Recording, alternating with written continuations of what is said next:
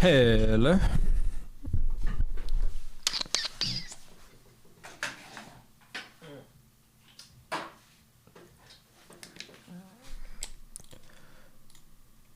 Okay. What's up?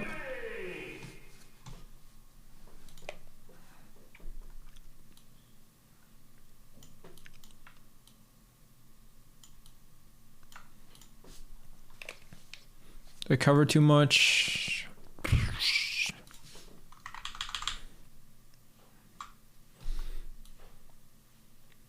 Oh, yeah, I gotta move this whole thing.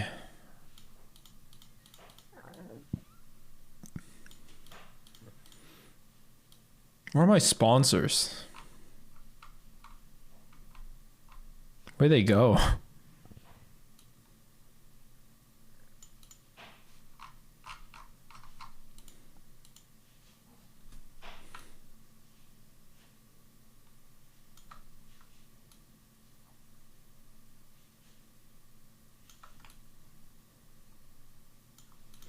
They're fucking dead. Wait, is this how I lose TSM sponsorship? Quietly, slowly? This is how I'm told? Why the fuck are they gone? Wait. I think they changed the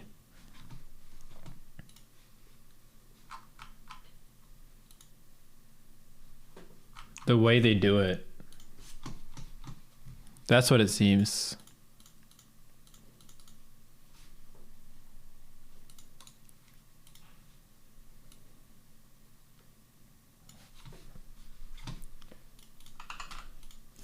Hold up. Hold up.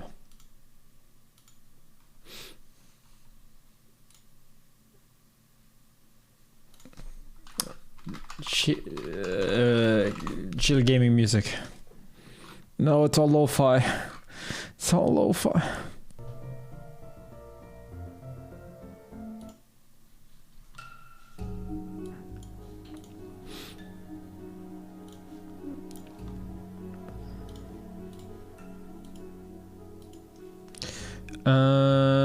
What's up, guys? How you doing?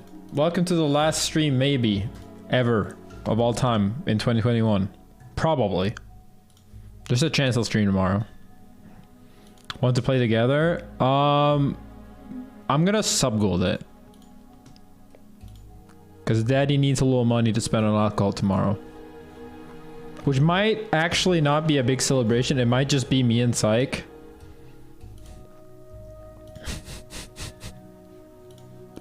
Because everyone else got sick. Everyone else has COVID. Sag. Perhaps. Wait, did we reach the akaneia thing? I'm not sure. Actually.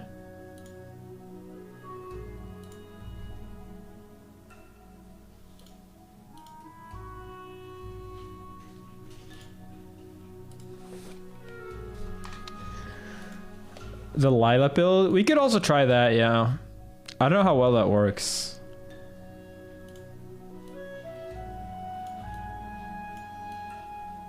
Why did the ad stop working?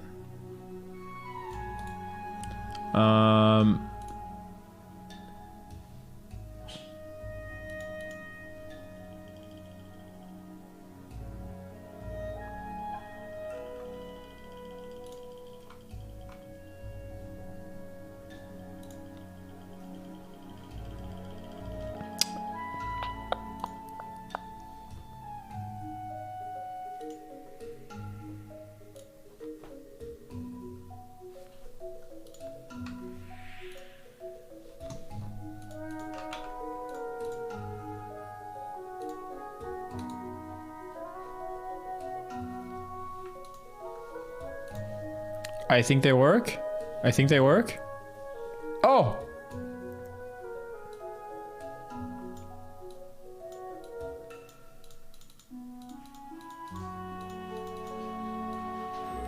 Sponsored again!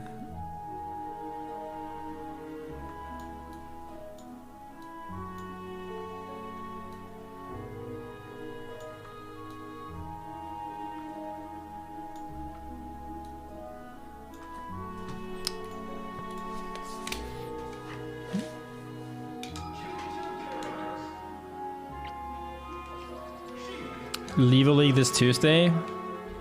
Okay, I might be interested, I need to warm up with some shit. Also, this overlay is scuffed. Did I already sub-goal Akaneia? I don't think so. I think I was supposed to, and then I didn't. Maybe I did. Chatter room is probably gonna say that I did. Regardless.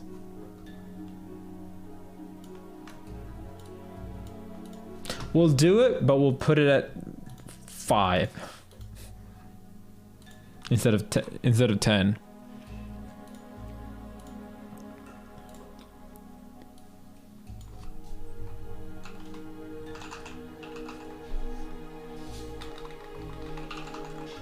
I'm also going to be doing my Blaze Blue stream, but that might be tomorrow.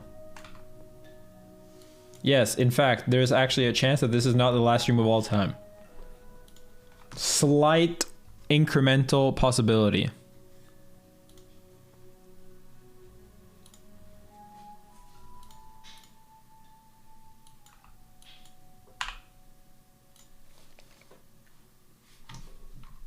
I don't know why I said incremental.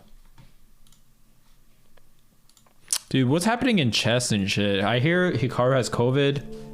Everything's chaos. Kumar, do you pay attention to that?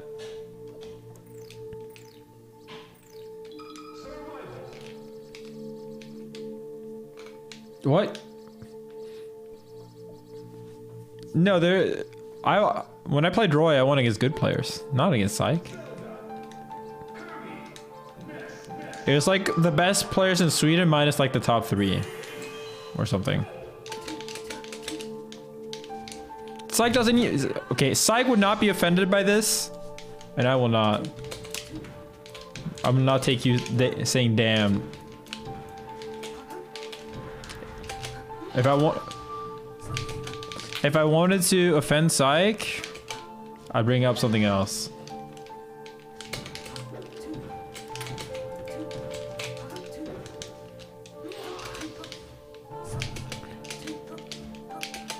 Also, we watched the Heaven's Feel movie. It was good. Definitely, it was definitely my favorite Heaven's Feel movie. Psych, I think, liked Unlimited Blade Works rap more. And I think Heaven's Feel is probably better than Unlimited Blade Works, but Unlimited Blade Works peaks higher.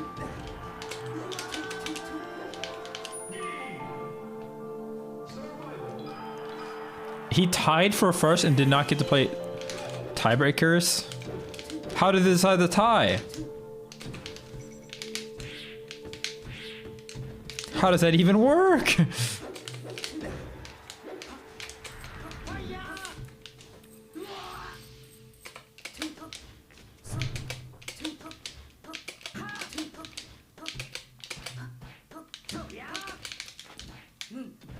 There's some whack shit in chess, it seems like, because of FIDE.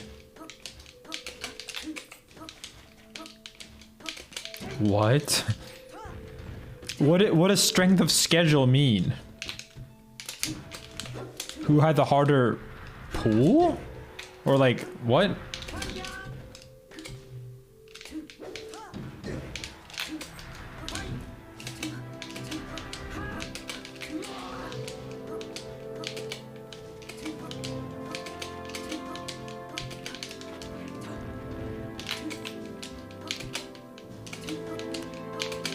Dude. Should copy for Leave League. Now that's Pog.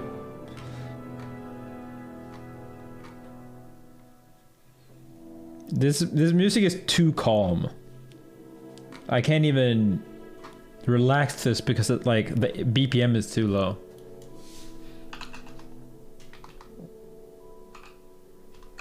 Okay, we're gonna listen to our favorite game now ever. Persona 4 Ultimax, which me and Syke played twice.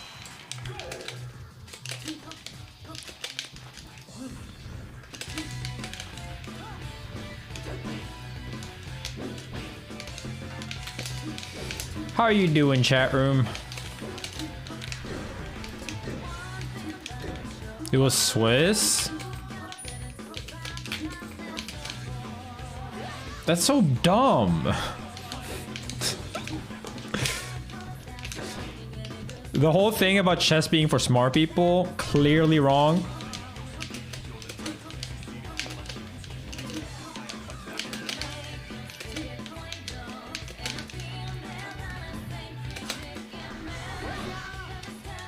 Doing great. I'm doing good too.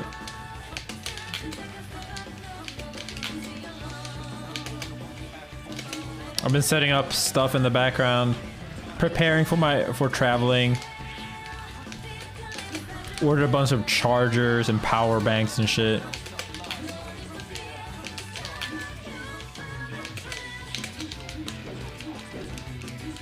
You're gonna challenge FIDE, host better tournaments. Thank you, Cinerigo. Thank you for the 20.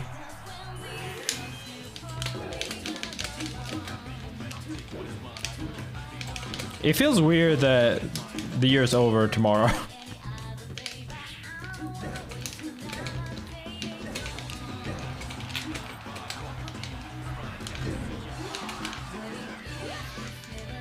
Dude, if I was, if I played in that format, I'd fucking mauled.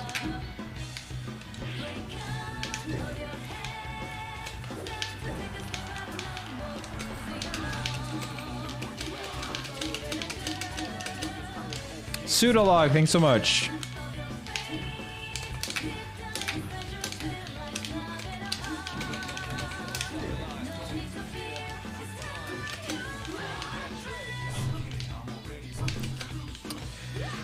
Ooh. We'll have to see. I'll probably do like an actual talk in a bit about like what do you might call it? An actual talk about like the PGR shutting down, taking a break, shit like that.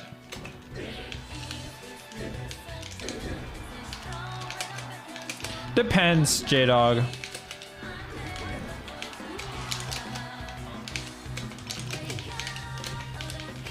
Oh no, no, I do, Kumar.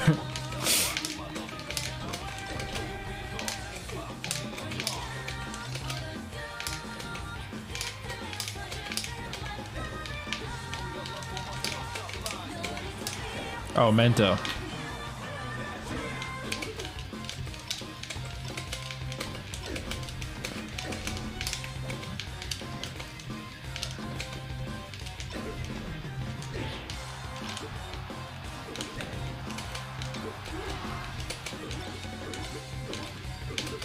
Do you guys ever think that there's hidden MMR even at higher levels and unranked?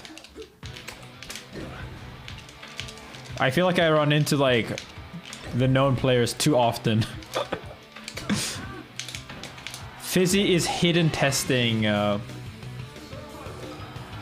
MMR system. Oh, we didn't play Hellish Quartz. We might tomorrow, if depending on how our party becomes. Everyone's fucking getting COVID now in Sweden. Yo, Rican Mansbarnen and Cox, thank you so much, guys. 5 and 11. Slightly ranked.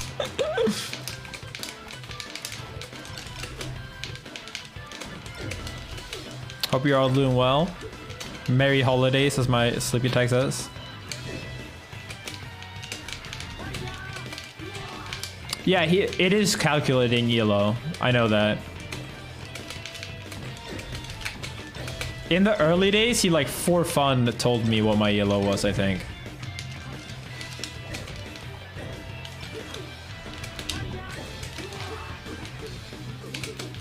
Like for bug testing reasons.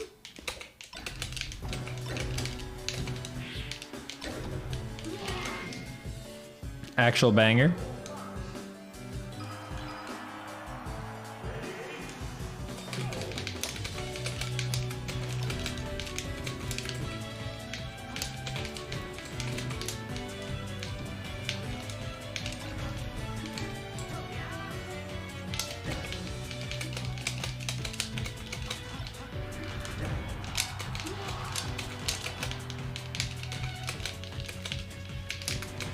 Does like Finland not have a lot of COVID?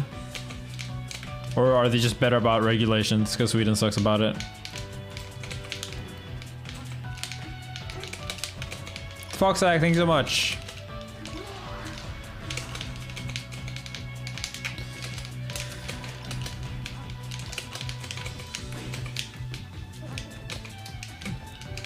Talking to people about COVID is like, ugh. It's such an annoying thing to do, and I feel like it's so hard to talk to people online about it because you know a lot of the people saying dumb shit are just children.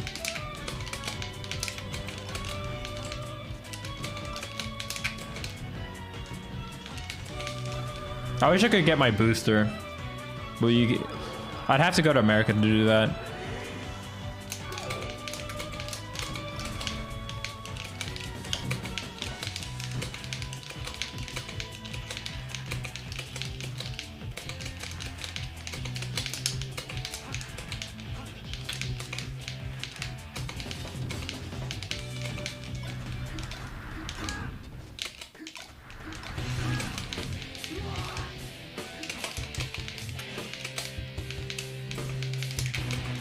Are you serious? How the fuck? You're gonna fucking time travel back?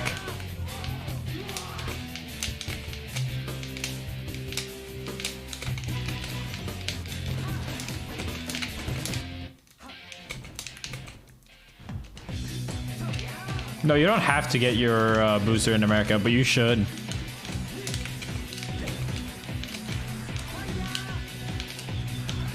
I think it was a study Jenny reported, and it was like, if you only have 2 vaccinated doses, like, and it's been a while, you only have like 15% like 50% protection against Omicron or something. But I think there's some like people are not sure exactly how hard it is to get. Hey, true. Make chip great again.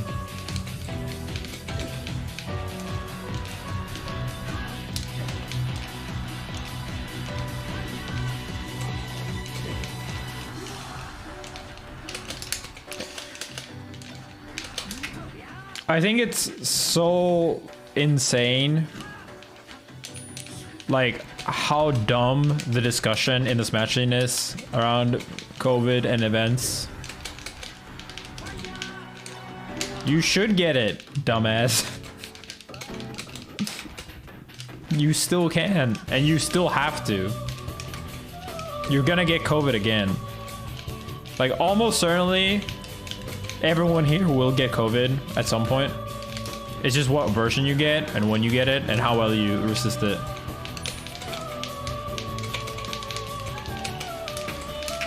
Now, even when you have COVID, you should still get the vaccine because you're, again, you can get it infected again.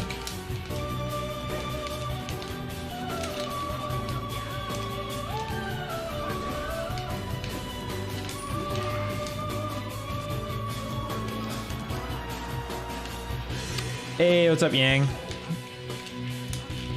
Hey, GG's. That matchup's mad weird. Probably one of Sada's harder matchups in theory, but I don't know if Sada just overpowers Happy Chaos. I haven't ever played. Like, you're the only Happy Chaos I've played. Except Psych.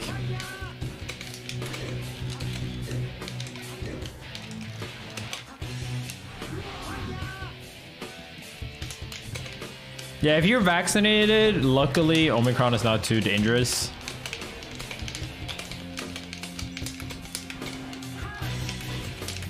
But it is very infectious still. And I think that's the thing people don't realize. It's like the main concern is that we don't want to overload hospitals. That's actually the main concern for people that are vaccinated. Like, you probably won't die, but you might have to go to a hospital. And if enough people do that, then people will die. That never have to. Simply because there's too many people at once getting COVID.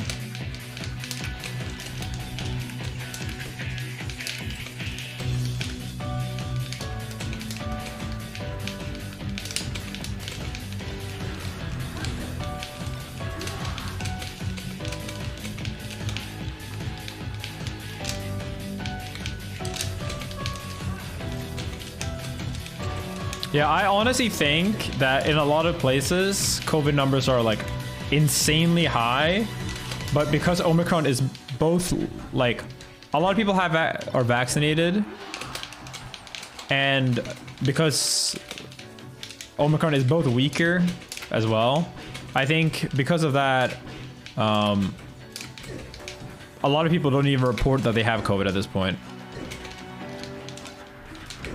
Or they just treat it like getting a cold or a flu, whatever. So they get sick, but they don't like report it. No, you can definitely go to... You can definitely go to the hospital even if you're boosted. It's not very likely. It's probably very unlikely, but... It depends a lot, like, if you're in a risk group, right?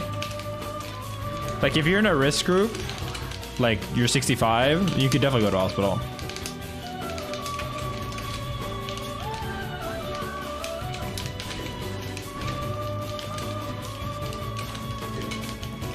Contrary to popular belief on Reddit and in Twitch chats and on Twitter, old people do exist.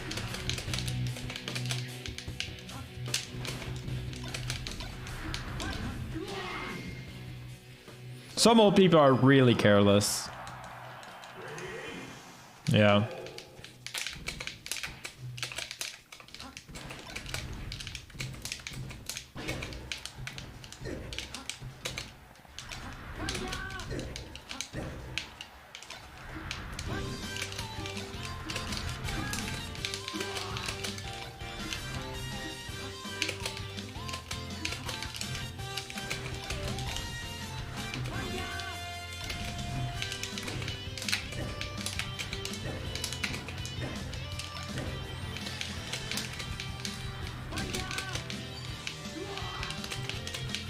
Like, yeah, I don't know. Hearing people talk about Genesis makes me depressed. I like woke up, took one look at the like article with the Toph interview, and I just was mad for like half an hour.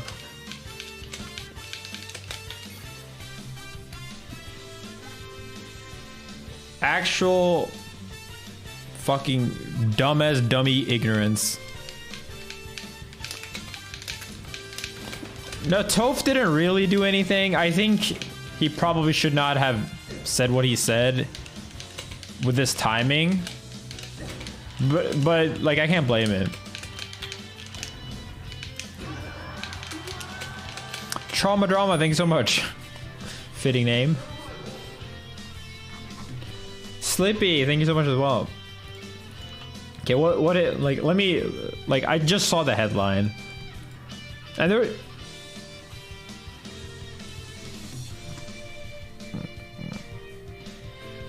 Like, it's not even the people that need it for income. That's the thing. Those are not even the people being the most careless, which is weird, I think.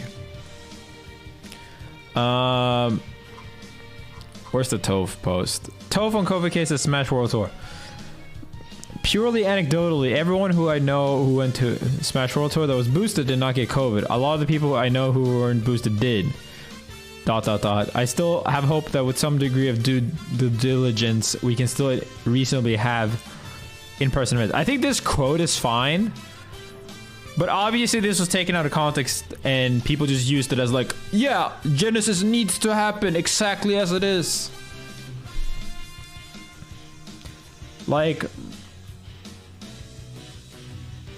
this is the actual decent post. It's like there's literally nobody in the mailing scene qualified to say whether due diligence is an adequate way of counteracting the risk of COVID at events. This was not the top post when I saw it. Like, this is the dumbest shit. This is a fucking Wall Street bets guy. Of course it is. I see no reason not to continue in-person events. It's like, vaccines and boosts are available for all. Yeah, they're not, actually. This is the most American person I've ever seen.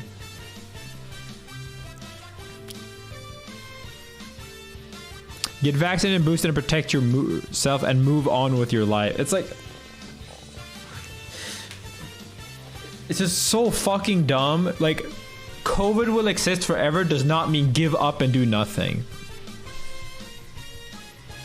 Like, it means we're gonna have to deal with this, so we should keep taking like the right precautions. That doesn't mean never go outside ever. That means maybe during a COVID spike, work from home. Don't go to big events.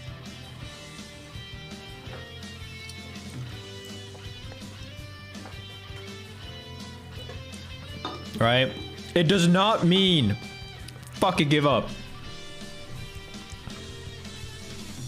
Because this is move on with your life. This is legit actually give up.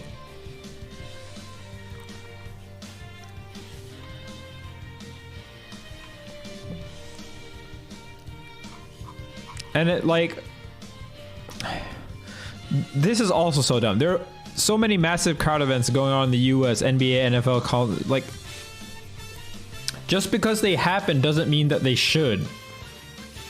This is the dumbest way of thinking too. And especially like NBA games, like, yeah, you know, they actually have testing way more than offline events do. Most offline events, at least. And the majority of crowds are also like, you know, from the home area. Mod?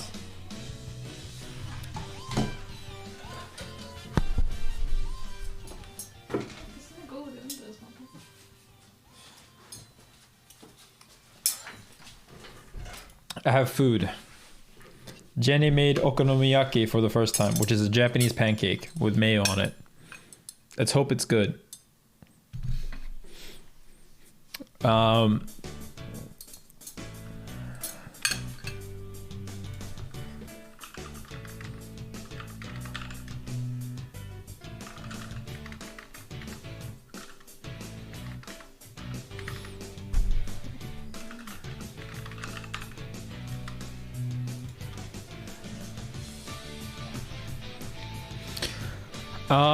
But yeah, like there's so much stupidity going on about this. Like,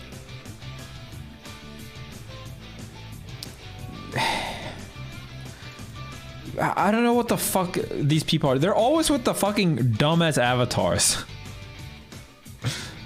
We're never gonna settle on just having never in-person events ever again. Like, no one ever said that. Who the fuck has said never ever have events again? At some point, you just have to get whatever vaccine and move on. Like, that's what 90% of the world is at. No, this is not accurate. This is a person that lives with in his fucking TikTok feed, where all of his friends are like 10.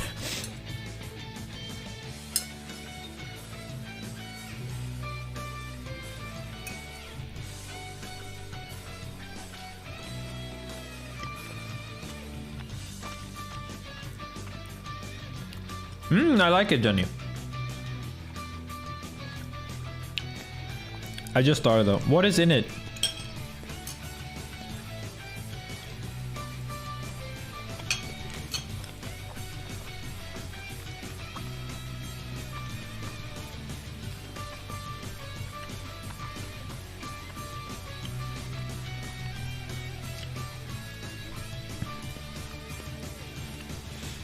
The sun can give me cancer, but that doesn't mean I put sunscreen on to go to the store or don't go outside at all.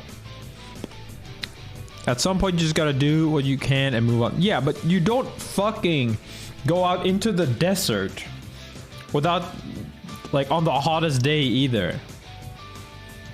If it's not fucking essential.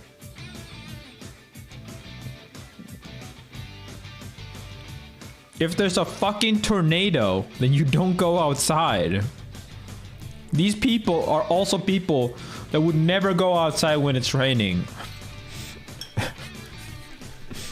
They wouldn't fucking go outside for any reason other than a video game tournament to begin with.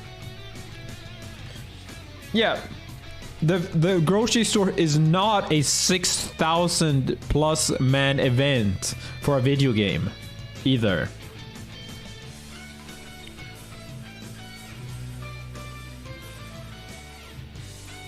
Also, what the fuck? It is perfectly normal to put sunscreen on. It's really good for your skin, and in a lot of parts of the world, it's almost essential.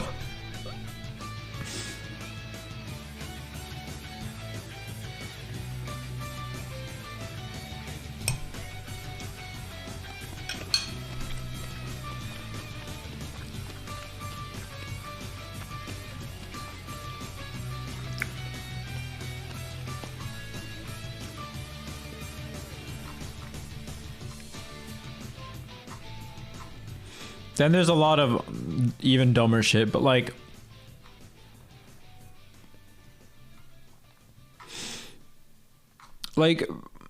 I don't understand why people can't realize that, like, it's a big thing right now, but it doesn't always have to be. It doesn't, like, just because COVID will be in our lives does not mean that we will always have to take the same amount of precautions.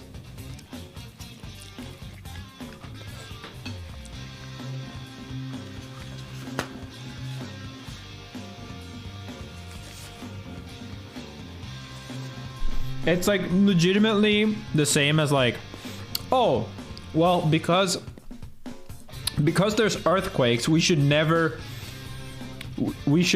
ever stand on anything that could be in earthquake danger ever. Okay, that's a shitty one.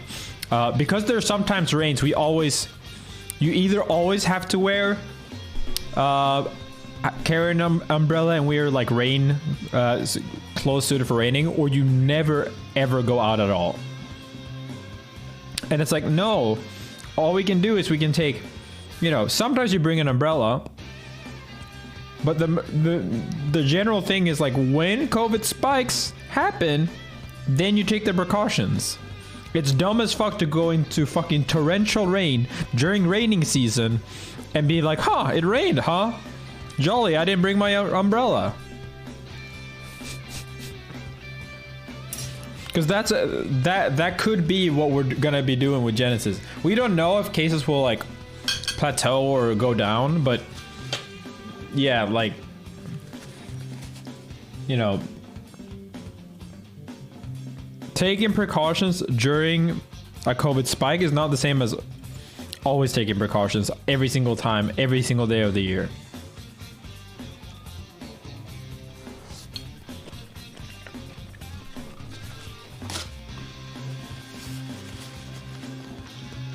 Thank you, Permafrost.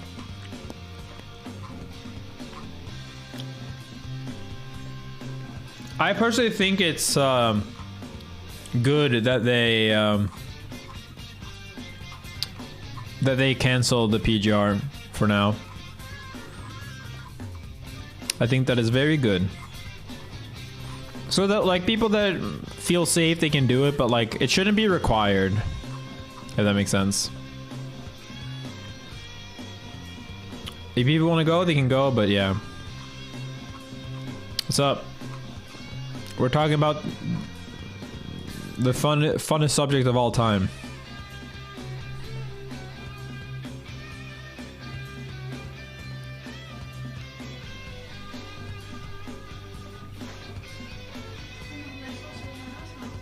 Nej, men finns det något mer?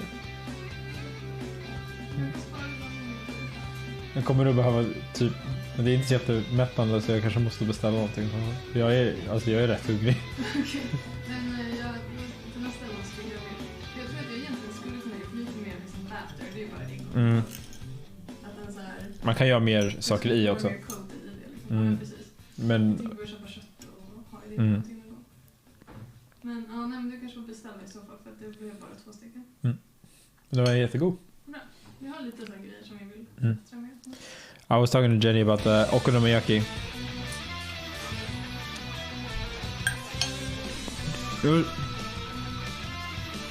It was very tasty, but there wasn't enough.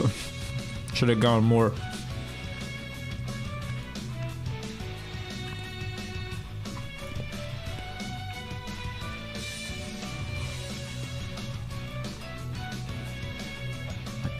He had left luck. Damn, it's a fucking term now.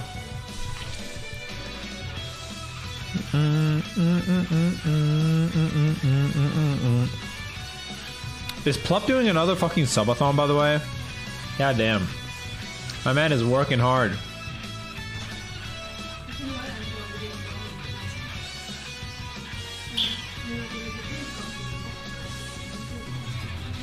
Ja, men du kanske måste steka bacon innan i alla fall. Ja, okej.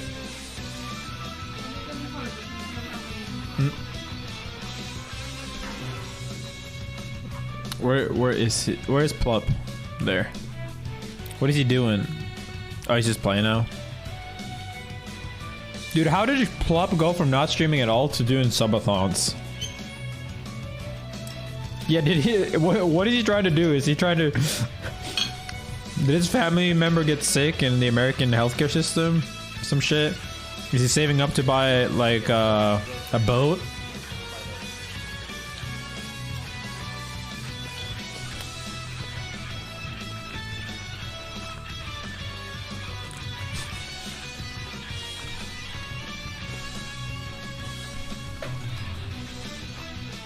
Stream for a day. How long was the previous subathon? Yeah, his sub goal is always wrong. Or like, I've seen it, I've tuned in 3 times during the stream and it was like 30 subs out of 20. And then it was like 130 subs out of 100. And now it's 432 out of 160.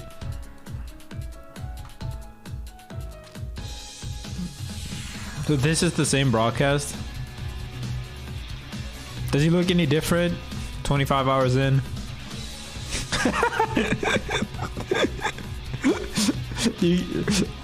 Actually, pretty much the same, pretty much identical.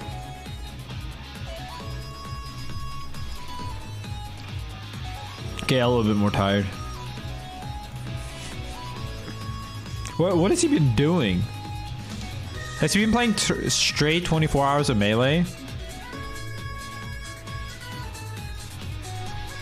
GameCube controller haters actually sweating.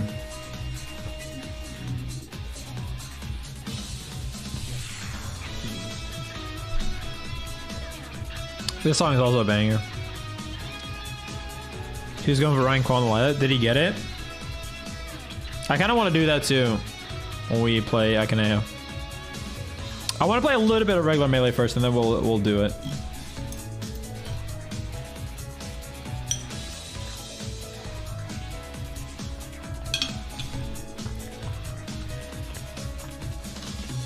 Yeah, what do people do when they sleep?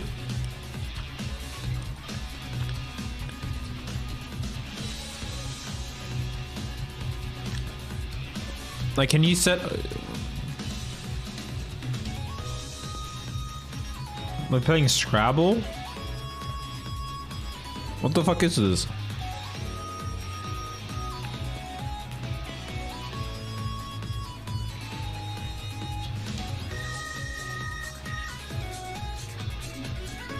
Oh, he's actually sleeping on camera. I didn't even notice it.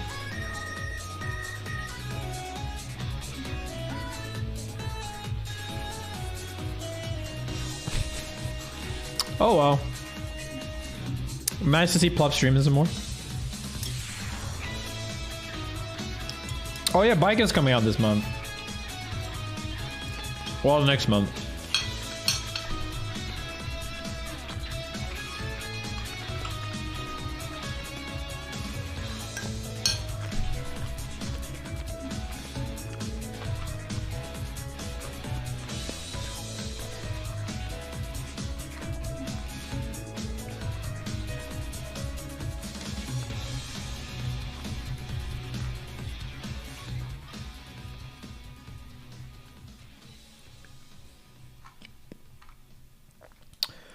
Ooh. My turn.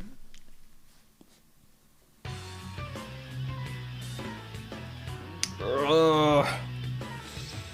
I could do a subathon within this room at some point. I have a bet I could use.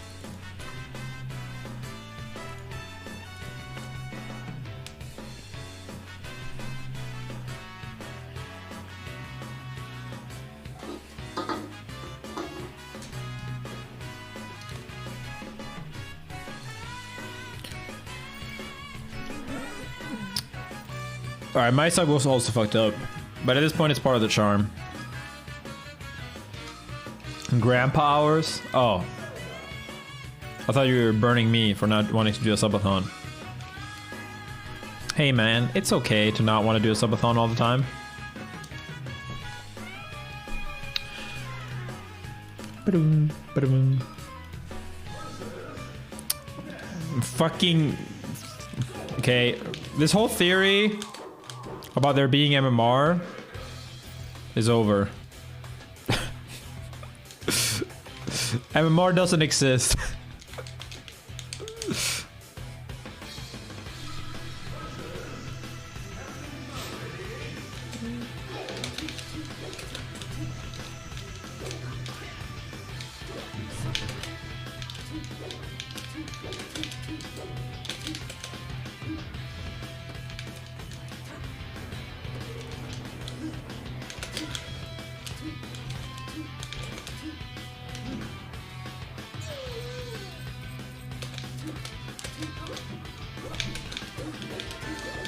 Yeah, no, like, it doesn't actually exist.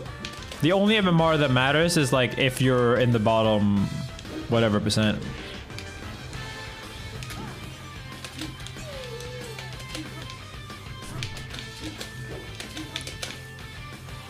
It, like, literally does not matter at all.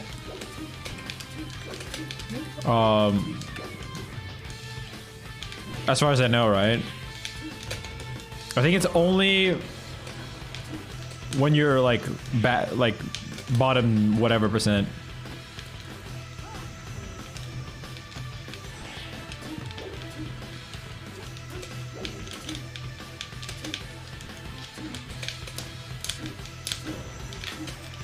What's up, Sweet Kicks? Melee is a very tough game to learn. Like, Melee has a harsher learning curve than like any other video game I can think of. Because like, obviously you can compete against good players, but like I think even in StarCraft, there are some cheese strategies that you can do and just, you know, you can like jump up a tier or two. In Melee, cheese strategies like actually do not work. Like I can't even think of like what would a cheese strategy with even decent success rate be. Playing Puff properly.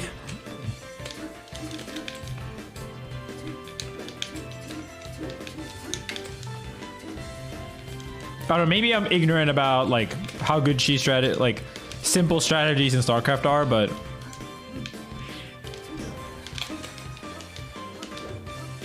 I know in general RTS you can like go for certain builds that are easy, like a lot easier.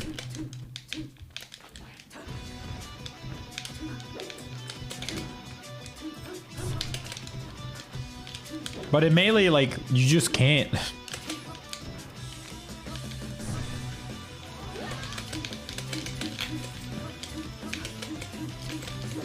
Yeah, and I think the problem is that like basically how it works is like you need execution, but not only do you need execution, you also need to understand like a lot of matchups, a lot of situations and stuff like that. Like there's some sports and shit like that that are harder to get into because obviously, you know, just being able to run enough to play like football, soccer, basketball, etc. Like obviously that's a huge barrier to entry as well. But in Melee, like you both can't run and there's fucking matchups. Like you can be really bad at some sports, but like in a casual sense, you can still play with people much better than you if they just give you one role.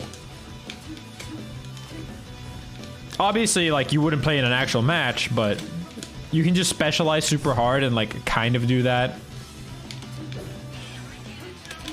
Be functional somewhat. But in Melee, because it's a 1v1 game, it's like you can't even do that.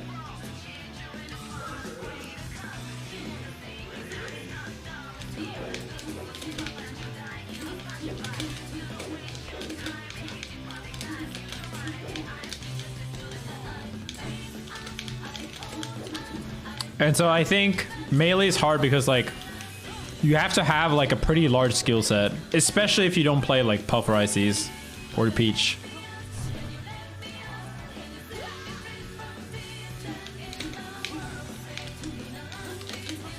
But it's still like harder to get into sports for the most part because in sports you can't even like play several days in a row when you start out because you're gonna be too fucking sore if you play like 3 hours your first day.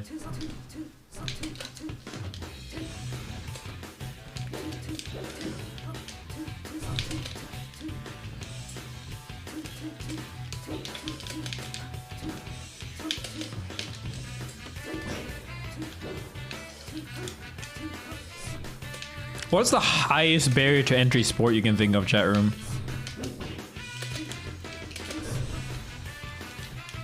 Is it like horse riding?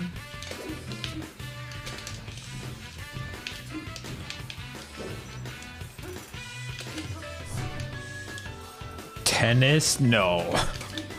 Bro. You did not say tennis. What?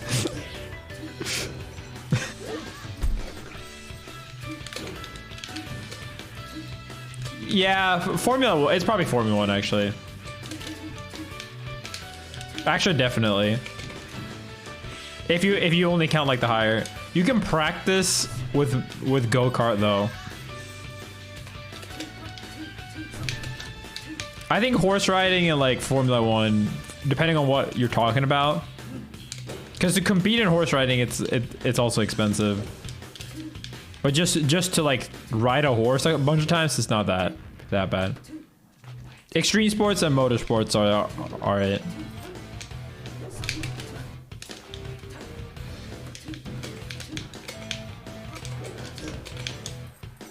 My sister and my mom used to ride a lot of do a lot of horse riding. Now it's just my mom though.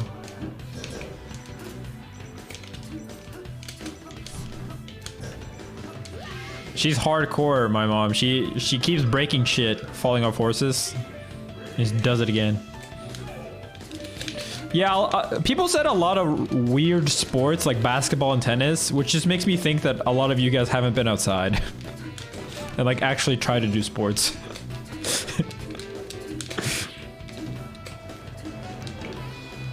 Like, do you guys know how much it is to play like tennis or badminton, or are you just saying that? Because it's not expensive.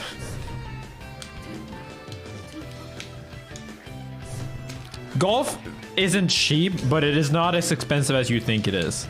Unless you need your own clubs and shit.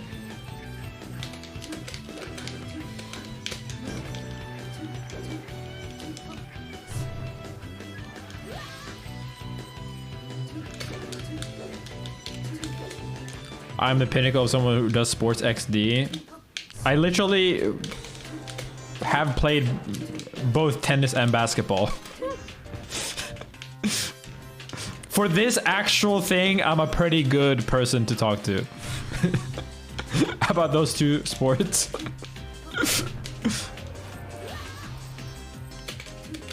I was literally gonna go play basketball today as well, but Strider got sick.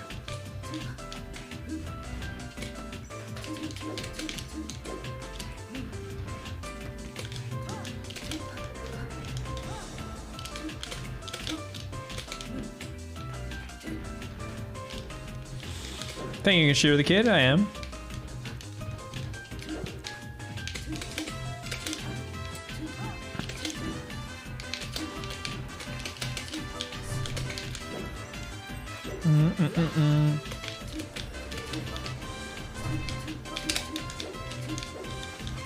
The chippery function. The funny thing is, Chip was like my second pick. Actually, my third main technically in Strive. So I played Kai the first beta, and then Milia, then Ram, and then Chip. Although I didn't really main Ram, but I thought about it. But now I just keep finding the Chip function.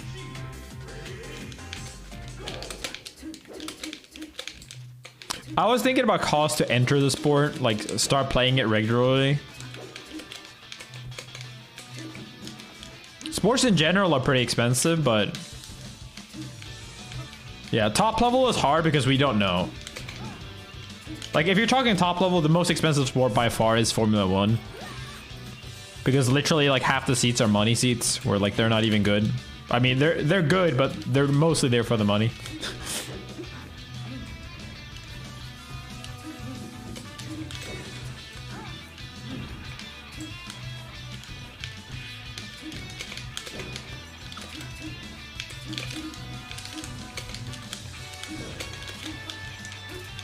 Yeah, sports are like actually hilariously inaccessible in general for a lot of things. Like compared to like how video games are going to be, I think.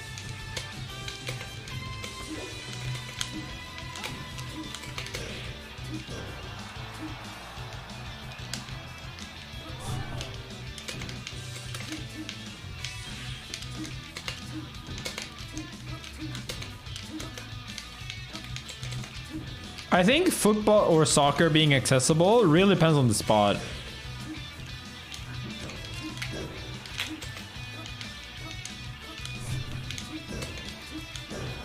Like if you live in a city, it's kind of annoying.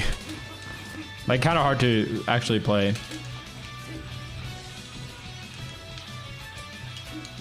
It's obviously not hard if you know, if you live out in the countryside and you just want to kick a ball. But like professionally playing soccer actually has a decent, or not professionally, but like, you know, like going to soccer lessons, stuff like that is actually a pretty big commitment. If we're comparing simply to like more seriously playing a video game, which is just clicking on the rank button. Yeah, competitively. That's the word.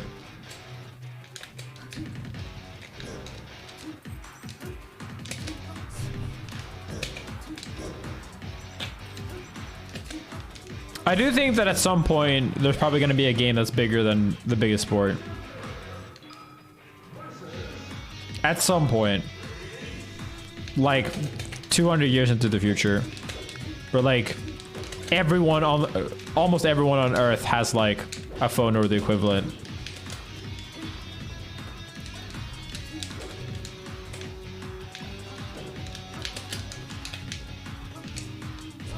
Slurmball, what the fuck did I just read?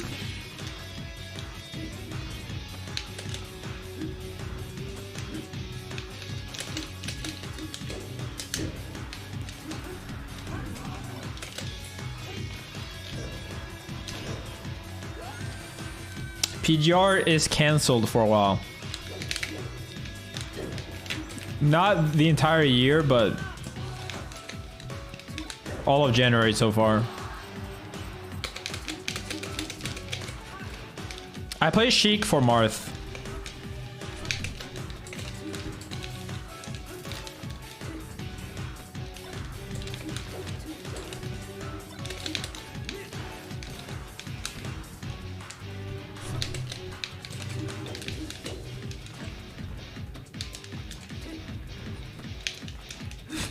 Is Martha Kai function?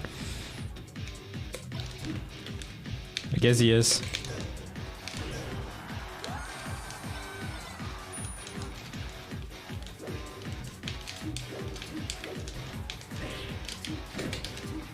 Watching Kadorian lose to Free Palestine was kind of crazy to me. Like, no offense to Free Palestine, but like, I thought Kadorian wasn't that bad against Marth, but I think Kadorian is really bad, like, really worse. Not actually bad, but like way worse against Marth in tournament.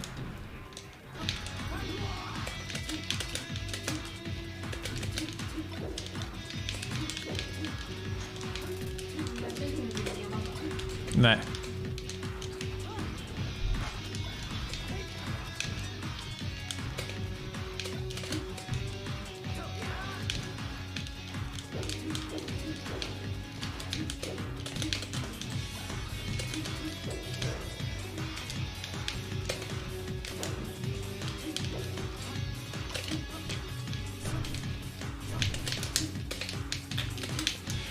Yeah, they're not doing PGR for Genesis, which is kind of crazy, but very understandable. Because Genesis might be the biggest Smash tournament of all time, like literally ever. It's on set to set the current records, and we could very well never get a bigger one.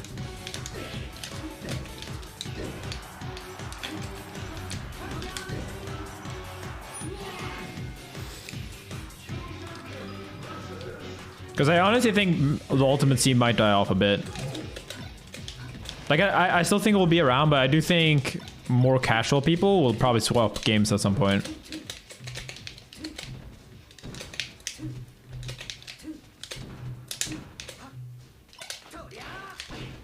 Who knows, though? Like, it's possible that it keeps going, but...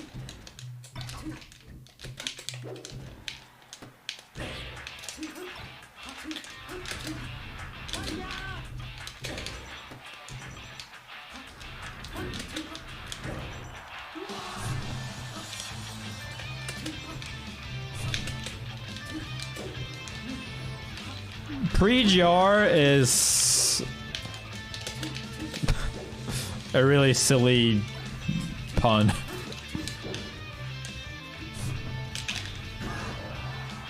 I do like how everyone was like, oh, it's too early to rank things, and then everyone tried to rank things anyway.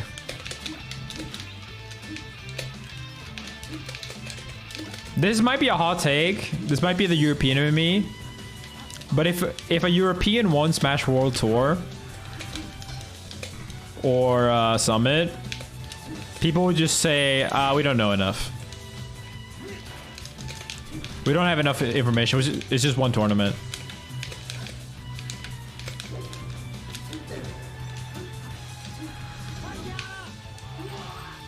Yeah, if Sora won Summit, same thing. It's like, we don't know. Maybe Sora's the best, maybe he isn't. We can't rank him. We can't do an actual ranking.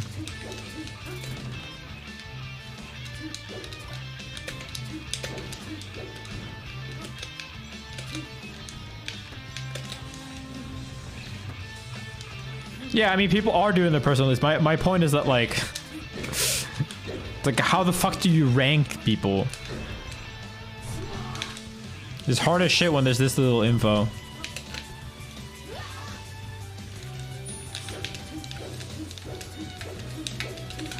Like, how do you rank, like, Plop versus me? Or, like, you know, me versus Triff on a world scale level? Like, how... You kind of can. There just isn't enough info. There's only one invitational. That's it. For me. And then there's only Smash World Tour. None of which use normal formats either. Now, how the fuck do you rank Triff? I probably have the biggest range.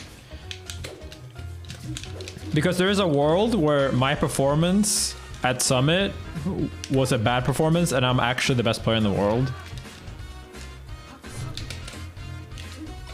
But I could also just have overperformed at one tournament. And I'm actually shit. Although to be fair, the fact that Europe did really like better than people thought at Smash World Tour does give me like some kind of bottom range where like even if I placed 33rd, people like I still dominated Europe so hard that like I still have a couple good results. But like, let's say I didn't enter anything in Europe and then got 33rd, then obviously my range could be like really low. No, I don't think you can put a top 3 either. Like, I know this is crazy to you guys, but like, how can you put Cody definitively top 3 or Mango or Zane when like they've been to 2 tournaments? Well, not Cody, but like Mango and Zane.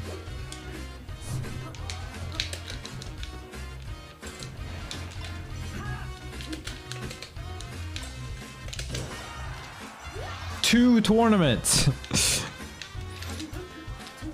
Like, yeah, if I had to guess, that'd probably be my guess. But like an actual ranking is not supposed to be like guessing.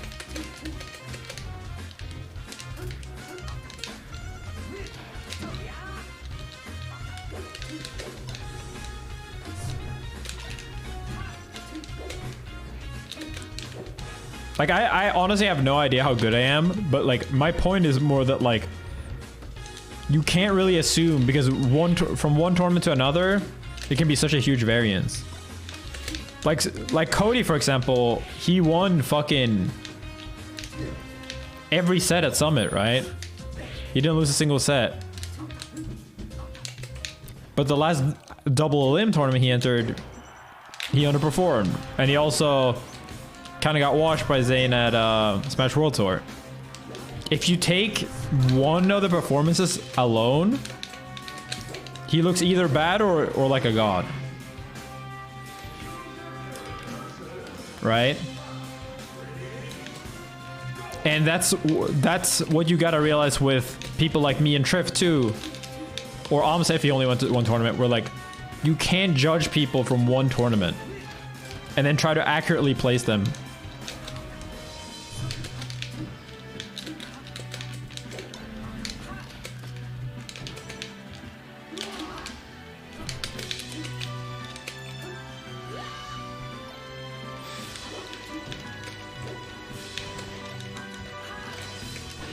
Who the fuck said that 1 or 2 tournaments is more than nothing? But having more than nothing does not mean let's do a ranking.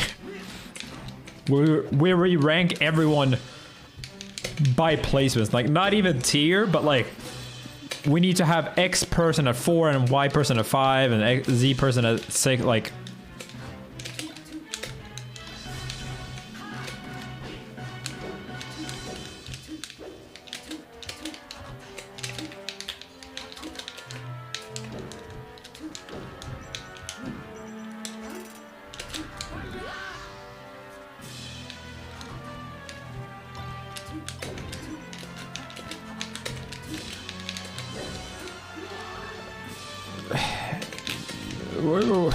What are you guys talking about? Cynical? What?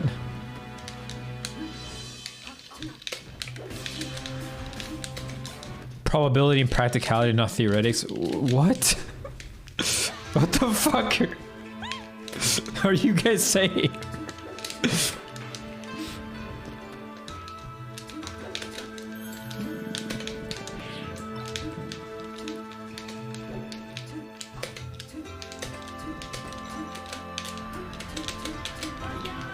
Oops.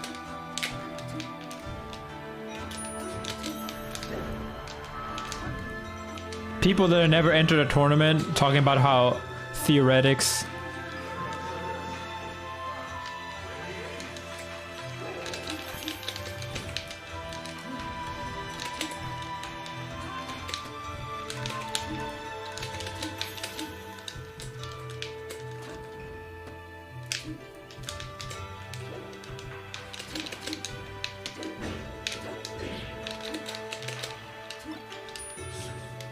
Like, I hate when people try to bring complicated language when trying to assess like a very simple thing, just because they think that makes their argument better.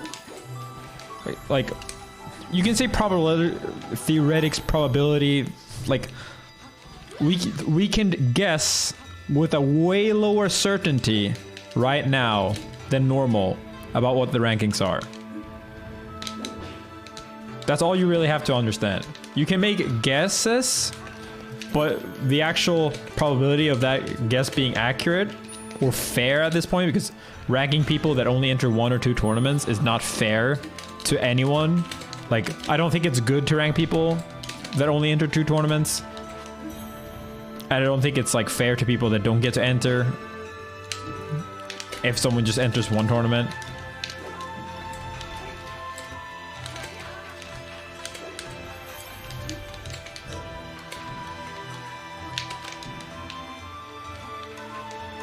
Yeah, and like, because the probability, like, because the inaccuracy is going to be so high, what you should be doing is doing very general rankings.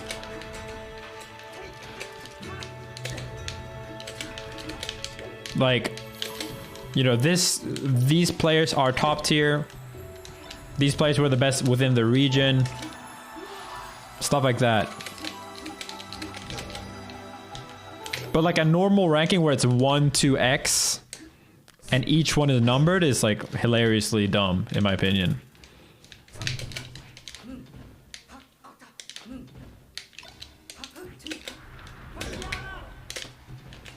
It's like playing every character once in Melee and then doing a tier list.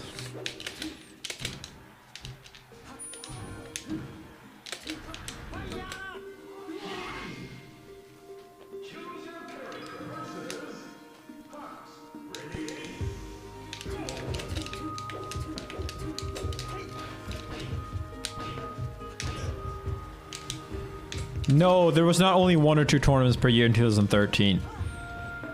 Can you stop talking about things that you were not there for? Because I was.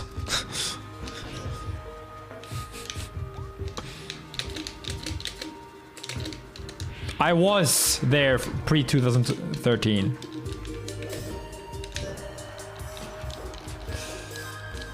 And no, people like the funny thing is there weren't actually Melee and Omni rankings for very long either. So you're actually wrong about that too.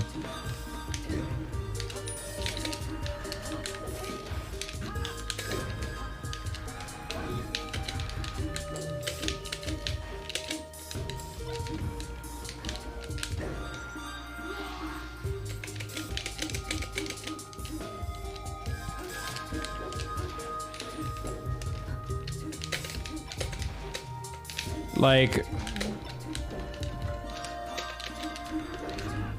sorry? Oh, I can't pause.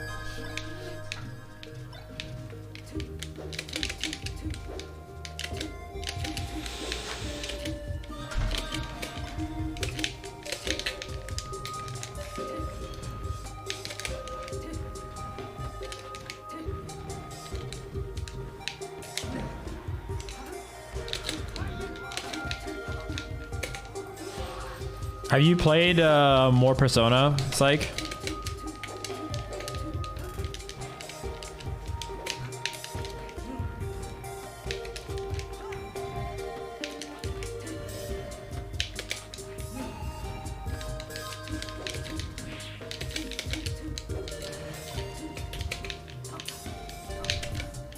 Dude, we'll see how many people can actually come tomorrow. It might just be you and me, bro. Fighting Game Marathon Part 2. New Year's edition.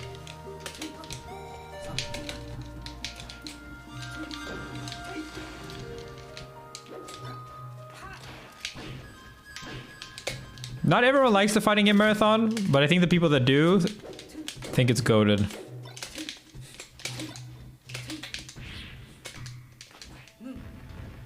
Yes, featuring way more alcohol.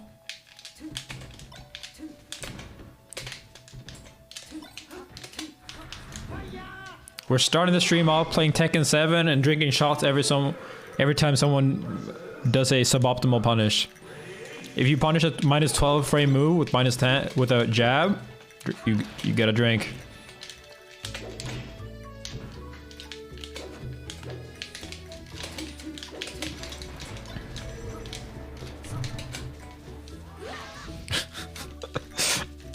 You could watch the best tournament ever and you'd still drink too much.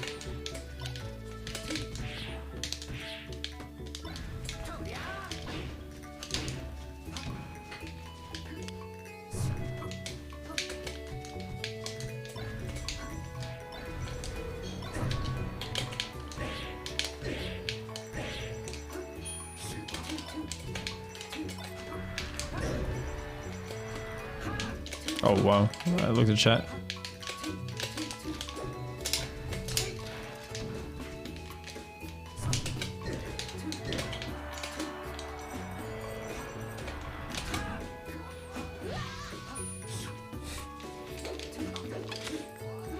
The flop arrow, what the f-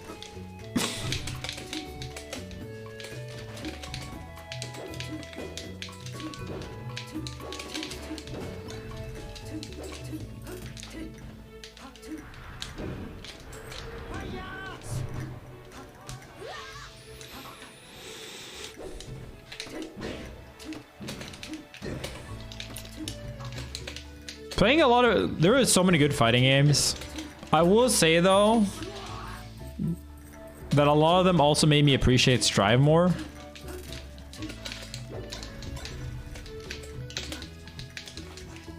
But maybe I need to play someone that isn't. I will see how I think about Strive playing Blaze Blue.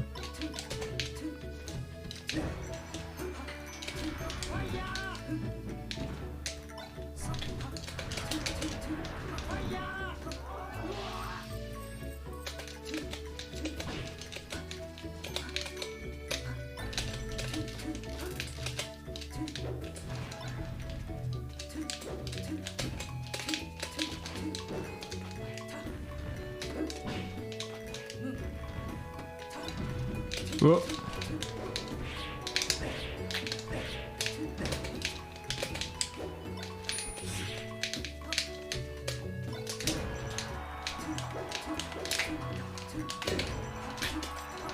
Got him. Thank you. Hmm. Man ska åka pytte lite soja i battern. Och det glömde jag bort. Så det kanske smakar lite mycket. Men det blir till och så folk kan ha lite salt kanske. Okej. Och det är inte mycket så mycket. Jag vill ha på mer sås.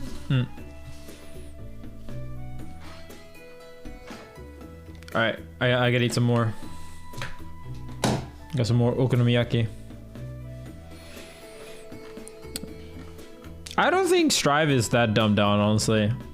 I think it, in many ways, it has, like, I actually think a lot of new fighting games are dumbed down. But the more I play Strive in other games, I actually feel like they kept a lot of the difficulty. And like the complexity. It depends, of course, but like, you know, like once you're past the very initial stage, like learning your, like everyone having the same Gatlings is not actually like skillful past a certain point. Or I mean like a skill deciding factor.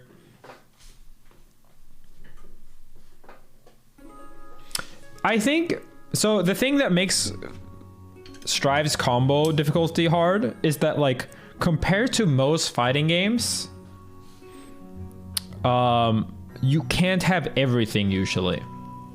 You usually have to, like, this is not every character, but like you make a lot of decisions in like, how do I want to spend meter? Where do I want to have them end up? How long do I want to make the combo? What's the wall situation? When do I want to burst bait? Stuff like that. Whereas in other anime games and a lot of other games, once you start your combo, you kind of stop thinking and you just do it.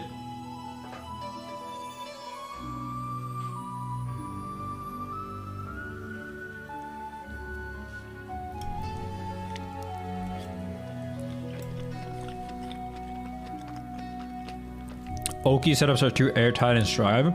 What anime game have you played? Tekken does not have the same principle. There are decisions and combos with Tekken, but I would say it's far more common to just do the combo, if that makes sense.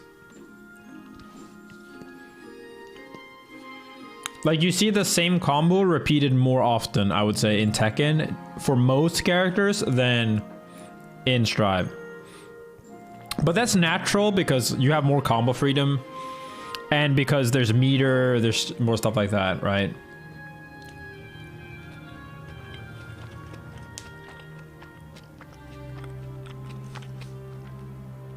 Yeah, I mean, there's some optimization for the wall, but it's not as major as people think. Because although you can adjust your combo for the wall, a lot of the time, it's a negligible difference. Like you splat them one hit early or something, or you don't splat with your higher damage moves, but you still get the same ender.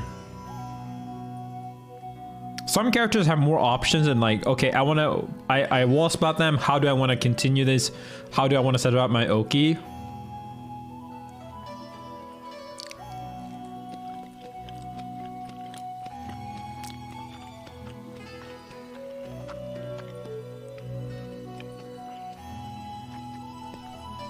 And also, for most characters, not all, the actual combo difficulty in Tekken is, like Tekken 7 specifically, is way easier than Strive. Like there's a huge window for most characters' combos. There are hard combos, and like probably for the most part, the hardest still practical combos are harder in Strive than in, no, sorry, are harder in Tekken than in Strive, but I would say most combos are easier to do in Tekken. But this is not really the point. Like, yeah, basically, I think, I think after playing a lot of the other games, you know, this is not everyone's experience, but I think as a competitive player, I think Strive keeps most of what I like in fighting games while cleaning up a lot of the unnecessary shit.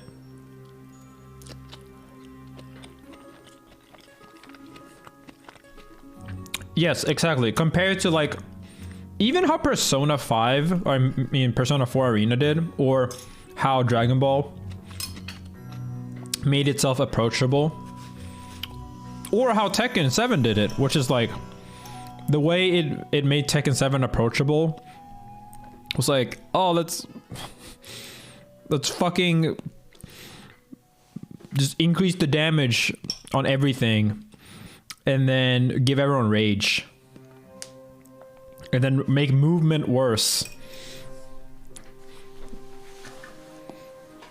Yeah, because like in Tekken 7 you can actually feel that like some things are supposed to work, but like they designed it so that competitive players wouldn't have fun.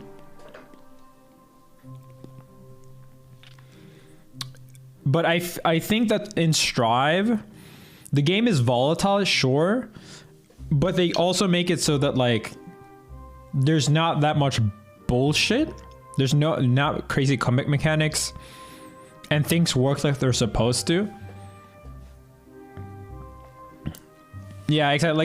Like Tekken didn't actually make it easy to get decent. It just made it way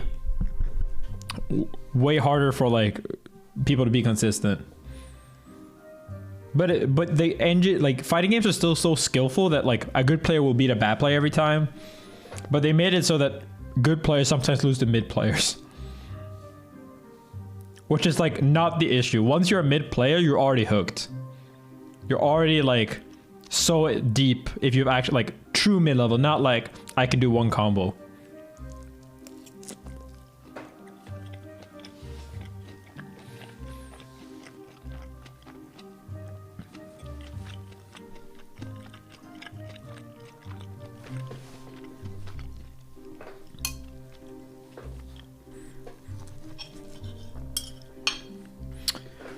I mean, some of the things they did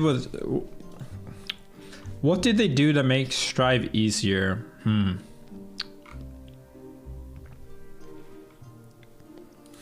I think one of the big things is that they like, I think the best thing they did is that like to convert of most things at all is a lot easier. Like I remember this so clearly that like in Xrd, when I picked the game up, I learned a combo to combo of Milia's overhead, and I learned it from the trial mode. And then I tried it on Faust and it didn't work. Like I literally got no pickup. Like I did like overhead, did like S disc, and then I tried to do 5k and it just whiffed instantly. And then I tried to combo off the throw where you get like a full combo on half the characters. And the combo just did not work. Like it instantly whiffed on Soul. And then it whiffed on some other character. And like in Stride, there are still character specific combos and there are still situations like that. But like if you can combo off a move, in the general sense, it is not hard to get some kind of combo from it. Choosing the optimal combo is still usually hard-ish, but like I think letting people convert from things that like making the easiest combo easier is probably the biggest success they have. Like the hardest combo, you know, with Soul and stuff like that is still like Kara DP, confirm of counter hit or confirm non-counter hit. But the easy combo is just like medium heavy special, like Bandit Bringer. And I think that's a big thing. And yeah, like universal wake up timings and more universal weight and fall speed really helps too.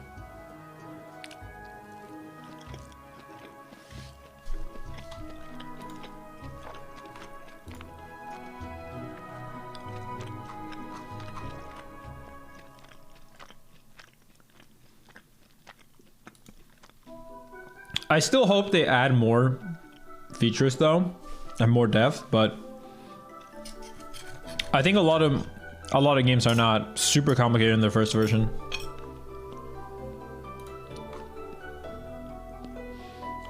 Ugh. What happened with Punk? He money matched someone and then lost.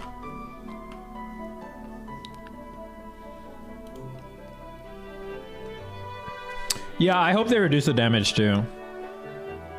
Who is Acoustics? Like, isn't he a commentator?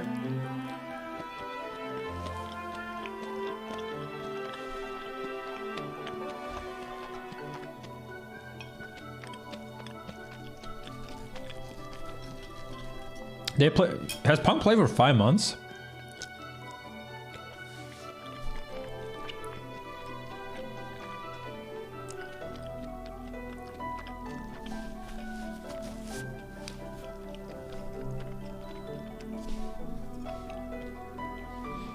Yeah, he has not played for a long time. I think he has played some before, but not like seriously. Like game release maybe. Punk was also pretty good at MVCI. What was the score? I know he lost due to some bad advice.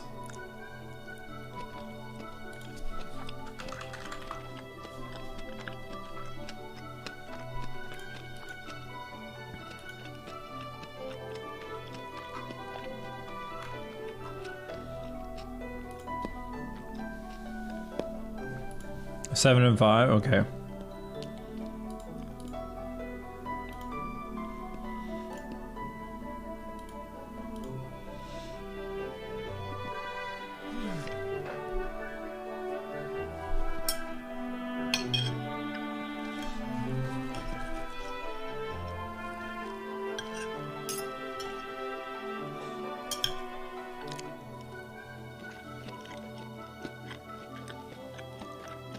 I see.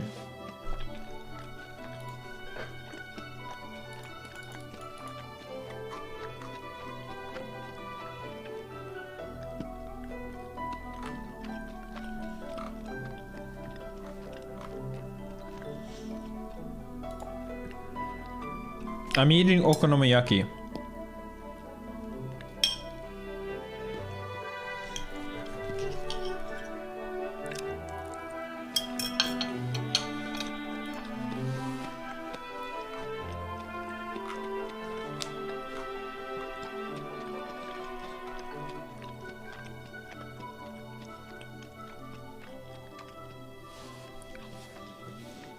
DBFC is such a weird game.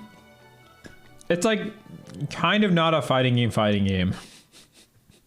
I mean, it is. It's just like it just has such hard, like harsh rules on what you're allowed to do that like it kind of feels like a not fighting game.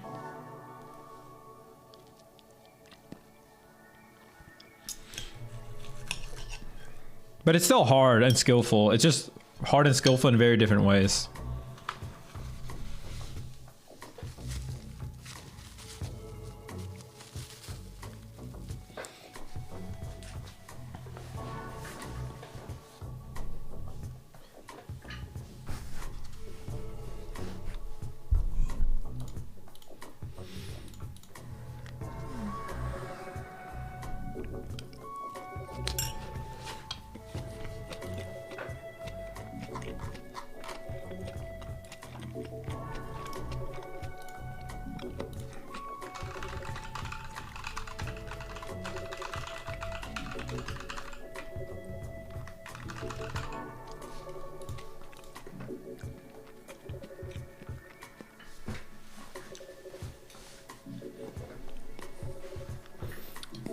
DBFC has a lot of cool shit, is the thing. And it's a beautiful game, but it kind of feels like a fever dream to think that I play that game that much.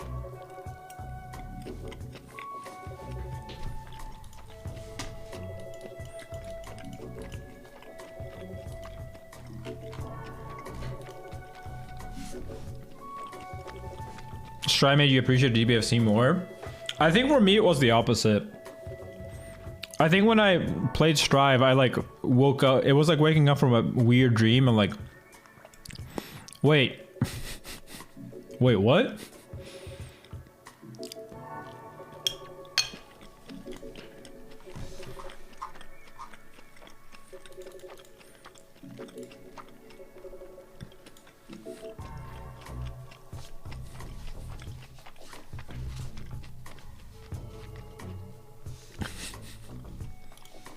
Oh shit, we can play Wolf today. And Leffen East will have a purpose again.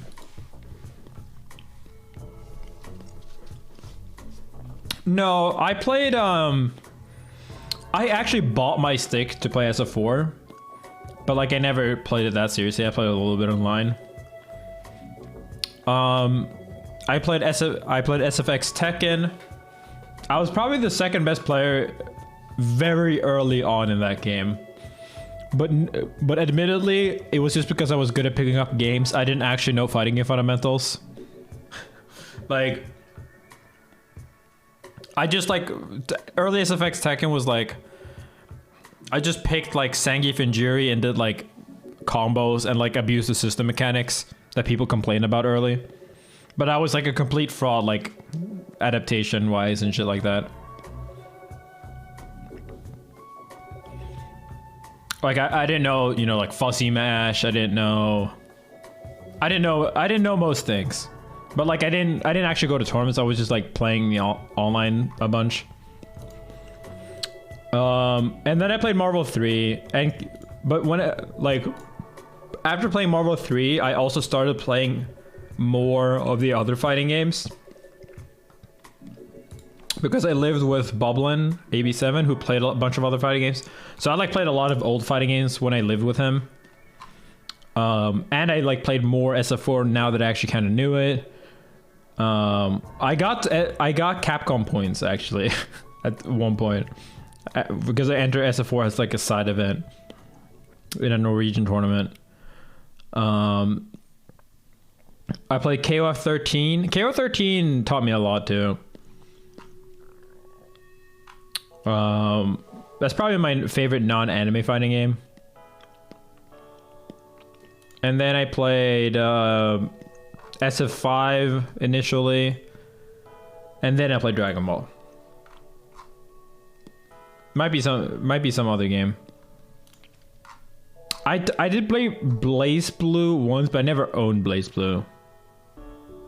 Like, well, maybe I did own it at like Xbox 360, like the first version or something. But by the time I actually tried playing it again, they had already upgraded to like the next version, Continuum Shift or whatever the fuck it was. Oh my god, that was such a bad business model. Like every single time you try to pick up a game again, if you like stop playing it, it was just a new version and the entire scene was dead for the old version.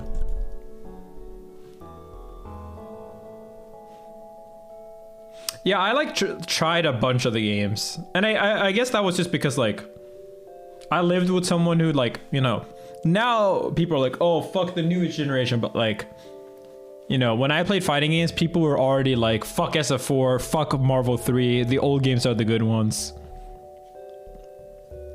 Shit like that. So because of that, I tried a lot of different ones. Yeah, people hated Blaze Blue in the beginning. Like, I don't think people realize how hated that game was.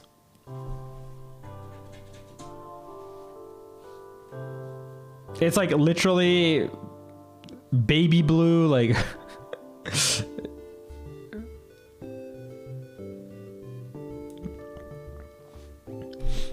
but I mean, I didn't compete in any game seriously outside of Marvel 3 and a little bit of KOF. I didn't really compete in it. I went to like 2 tournaments, but I did get to winner. I got 3rd in my KOF pool at Evo, and I lost to Shanghai. So I'm not terrible. Yeah, dude, I played Shanghai. I did not know who Shanghai was at the time, and like they didn't introduce me. They just said like, here, sit and play at the stream setup. They didn't say anything. And we played, and then I like go away. I play Smash. I play Marvel 3, and then I just like open up the Evo stream on my phone when I'm in the hotel, and it's like it literally shows the last round of Shanghai in the grand finals, and he wins and pops off, and I'm like, wait a minute, that's the guy I played. That's the guy I played.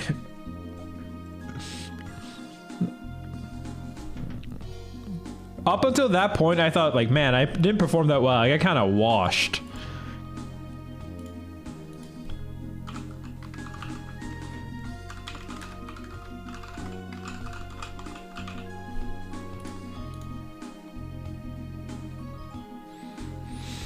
Okay, I'm gonna play some. I just need to go to the bathroom real quick.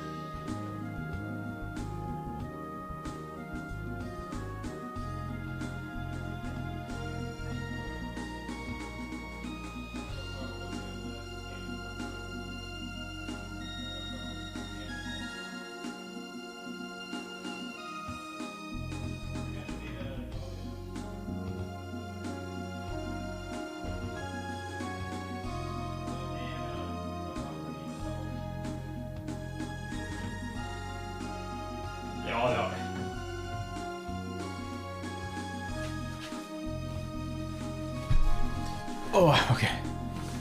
Sorry, I'm back. I need to figure out when the store closes. KY15 is gonna be so good. I'm not really excited for it, honestly.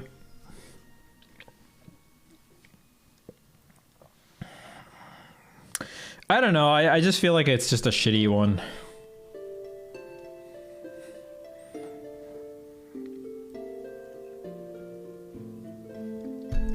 Feels very uninspired to me.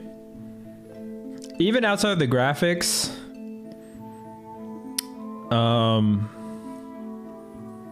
yeah, it just doesn't spark joy. You know?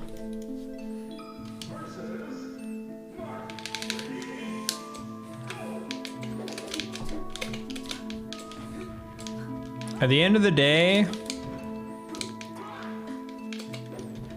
that's what I want games to do.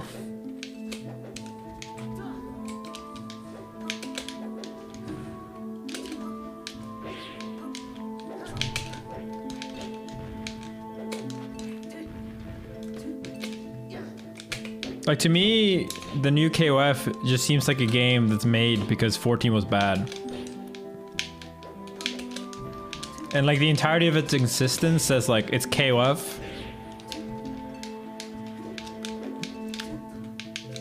But not as bad as 14 and with rollback.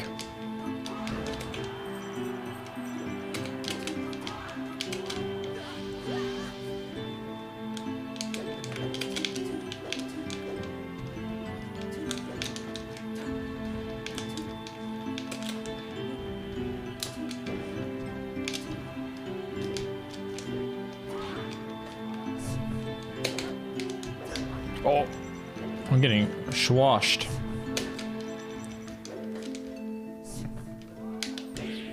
Okay, funny thing. I was lurking yesterday on stream, and you know Cody is playing Nier Automata, and we know my history with that game, right? How much I rage with it playing. And it was funny as fuck because I tuned in. And he was just like, oh, how's the game? Oh, it's pretty fun.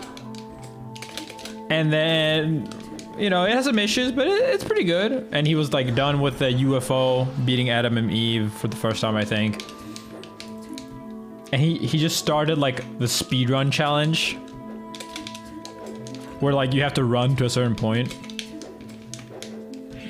just in X amount of time. Like one of the side quests, you just get out about in the world. I'm like, okay, I'll tune in later. Maybe when he gets to some interesting parts. Because the side quests in the game are abysmal in my opinion, or bad at least. And then I tune in like 3 hours later, like some really long time, and he's still on the same one. Same speedrun challenge.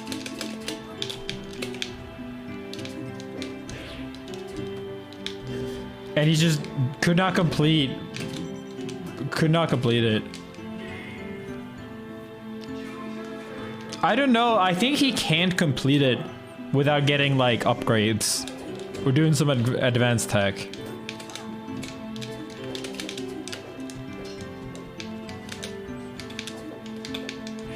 Like, he has to, like, in the beginning of the challenge, he has to, like, fall down from a high cliff and then start running. And every time he fell, he, like, face planted and took damage. And apparently you can stop it by jumping or something, but there's, like, the mechanics are super wacky, so the jump doesn't come out, and Cody was just raging about how the jump didn't come out.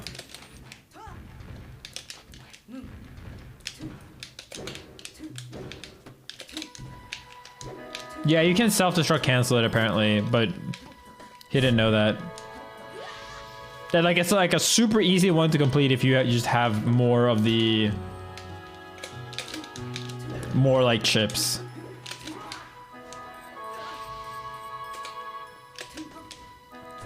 Yeah, you can probably complete it without it, but like, yeah, the game doesn't really tell you that you need upgrades for it. or like even slightly indicate it. I'm sure it is possible with like almost no chips, but like the game is pretty bad about telling you that, because the previous two are like pretty easily completable with nothing, just by not like fucking up how you run.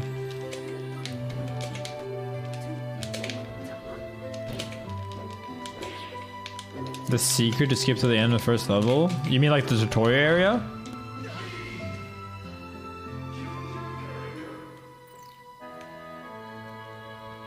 I did not. What was I gonna say? Oh yeah, you talked about like I get unreasonably mad at camera in 3D games. Is it unreasonable to want the camera to work? I don't even know. I don't think camera was the biggest problem for me in Nier. Although I did watch Cody and the camera did freak out. But like the camera is not that bad in Nier because nothing, like the combat is dog water and basically filler, it feels like. Like the combat isn't hard at all.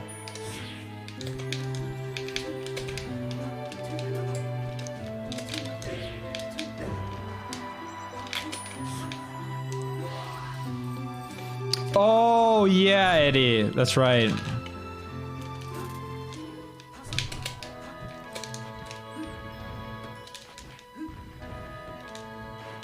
It doesn't matter what difficulty you play it Nier on, because there's only 2 levels in that game, and it's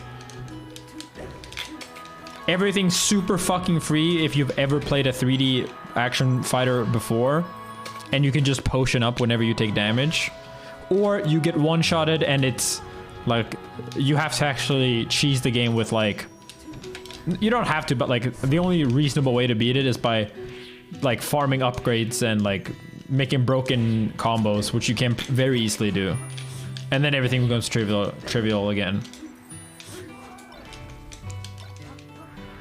Yeah, I think the combat is actually by far the worst part about Nier. Like the biggest problem with it is simply put, there is not a single interesting enemy to fight. Or like, even if there was, there's like 1 or 2. There's like so little enemy variety in that game. All the bosses like feel half-baked as fuck.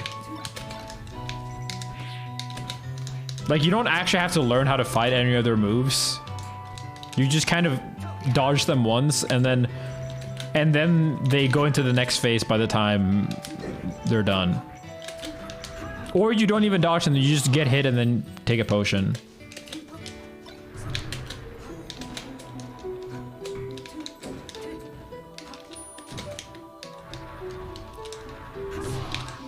Yeah, Nier gameplay-wise is like a massive letdown. And I think for me, it was so hyped up because this was like peak Nier hype, like 2 years after release or something.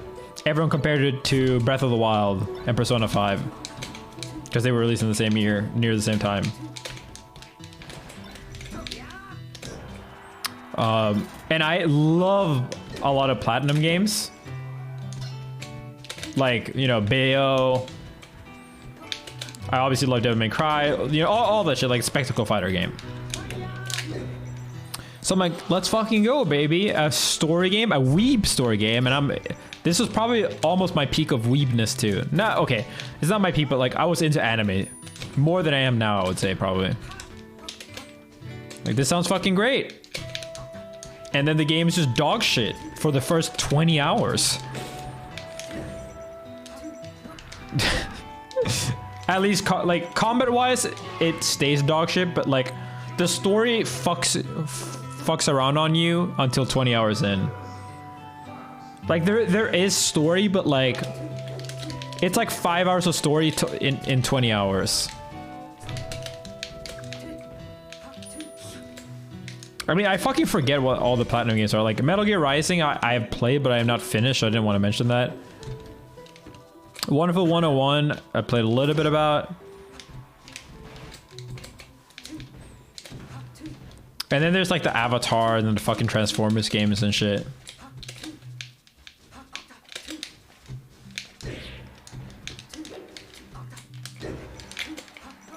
But like in general, I really like the spectacle fighters. Oh, I haven't played Vanquish. I should really do that. I need to finish Metal Gear Rising.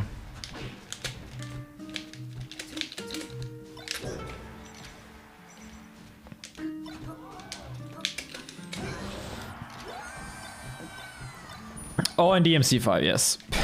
I have a lot of games I need to finish.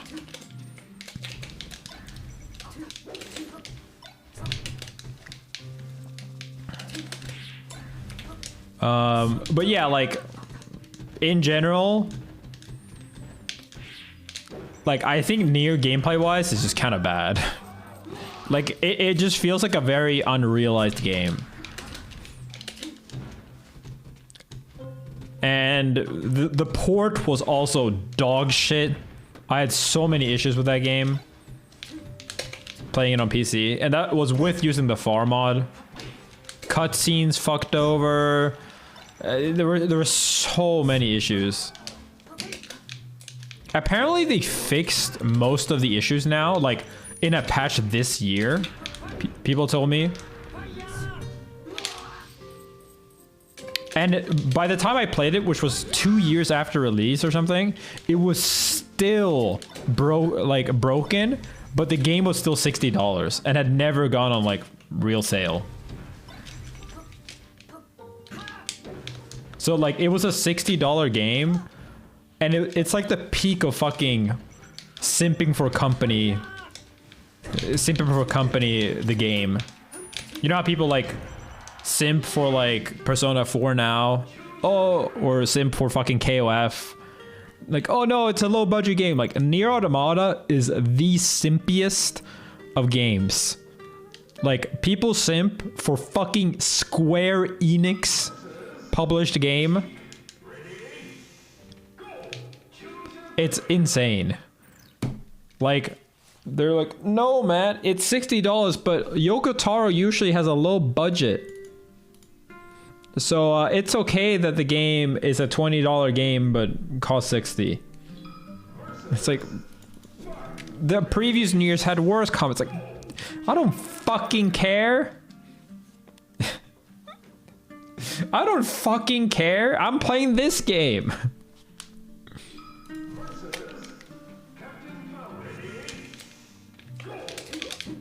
No, so people... Dark Souls has like an even bigger fan base, but like I've never heard people like defend Dark Souls in the same way. Like when people defend Dark Souls, they defend it like, oh, you just need to get good or stuff like that. But I never hear like it's supposed to like, yeah, but they had a low budget or some shit like that.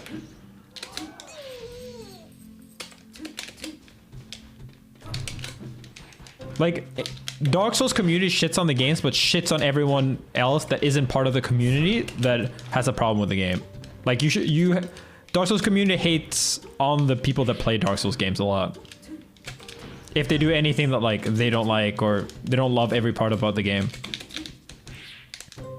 And they backseat like crazy. Dude, people unironically try to tell me that Nier's combat is meant to be dull and the enemies are meant to be easy because you're killing robots. It's supposed to be boring. It's not supposed to be interesting. It's like, bro, what the fuck is wrong with you?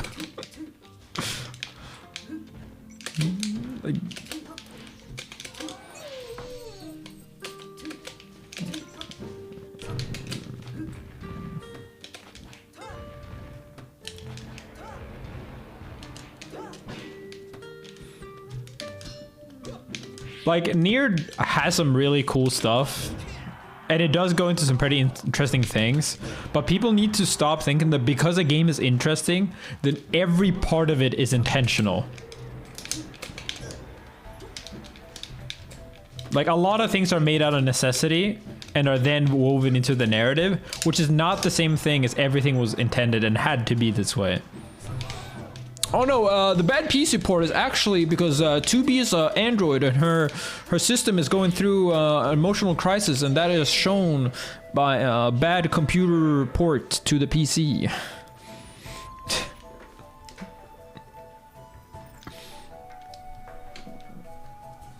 Oh no, yeah, they reuse enemies because you know the point is that they're stuck in this time loop, and so they had to make you play the entire game twice because it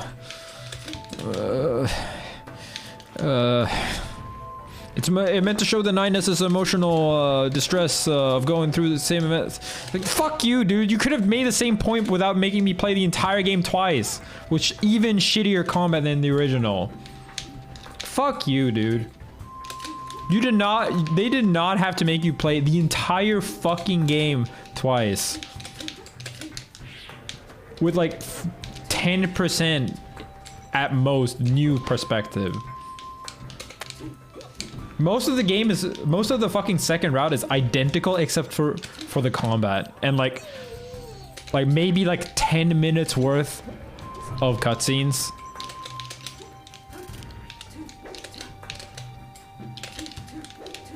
Maybe I'm exaggerating, but like it is like you get some stuff, but you don't get that much.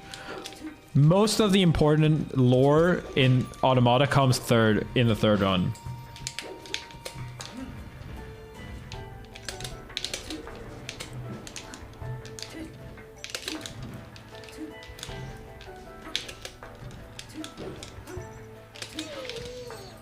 Yeah, it's like defending Endless 8.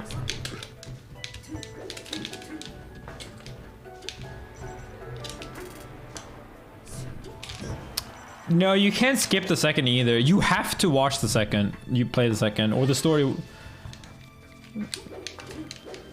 That's the annoying part. Like, it is all like perfectly made so that like you can't really skip it. And you can't skip the combat either, because most of this game is told through combat, because they don't have much budget to do like cutscenes.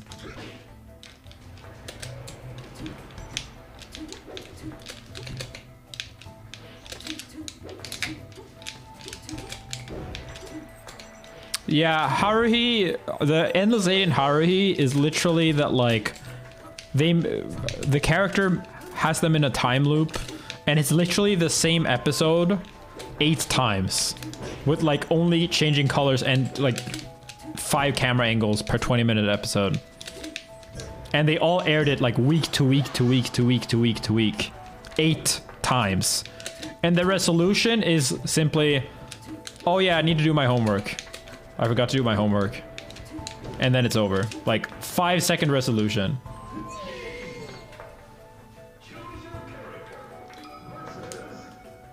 It is like, it is complete troll, and then people just try to make justifications for it.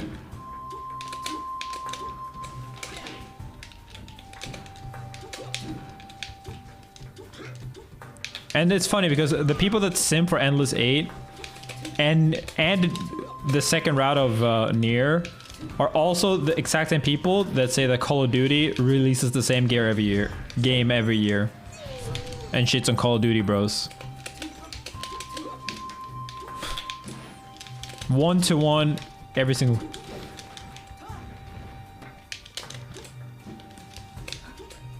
To be clear, like, I don't think Nier is a bad game, but I do think it's a game that like it's overhyped for sure. And it's a better game to talk and watch than it is to actually play. So like once you're done playing it, it like becomes better and better in your head until you play it again. For most people, I think.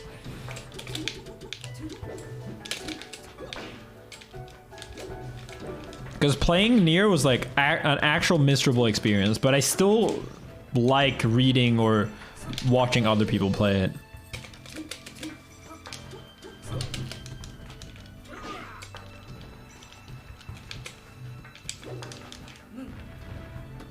Yeah, Hunter x Hunter is also one of them. If you take out the sickest moment for Hunter x Hunter, it seems like such a good anime. And then you try to watch it, and it's 35 episodes until Gon fights Hisoka. And it's just like them fucking around until then. But I still rank Hunter x Hunter decently high because the highs are high.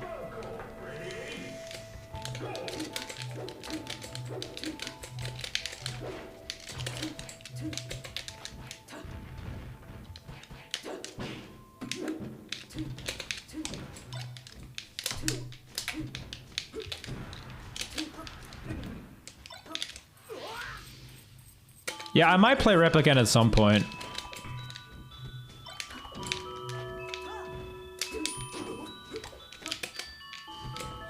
Dude, there's nothing I dislike more than people trying the fucking Hunter x Hunter sims that say that it ended poetically and that it has a real ending. No, they ran out of material to adapt. It's like saying Game of Thrones has a good ending if you stop in the 6th season. There's a billion fucking plot points still left.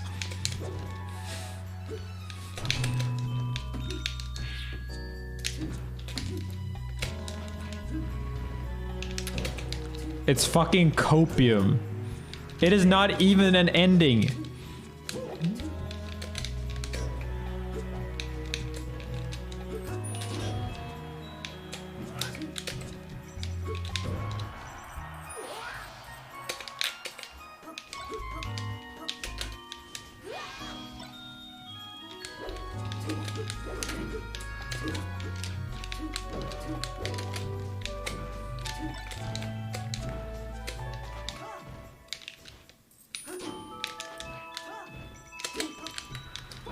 Yeah, it stopped adapting and like it's still enjoyable for what it is, but it is not an ending.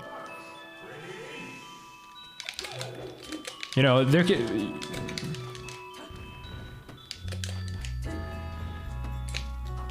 It's like saying Berserk is still good to read, but that doesn't mean it has a fucking ending.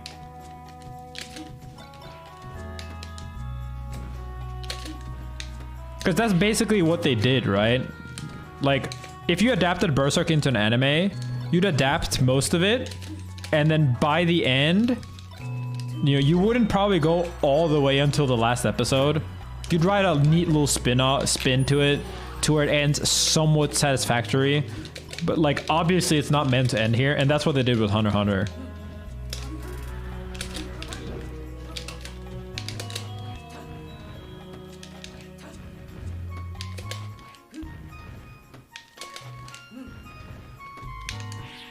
The best fight of Hunter x Hunter is not even adapted.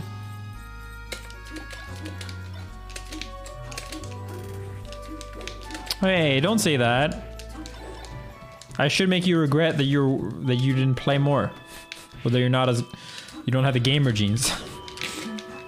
Your main's fine. Wizro beat me. Thank you though. Thank you so much for the sub and GG's.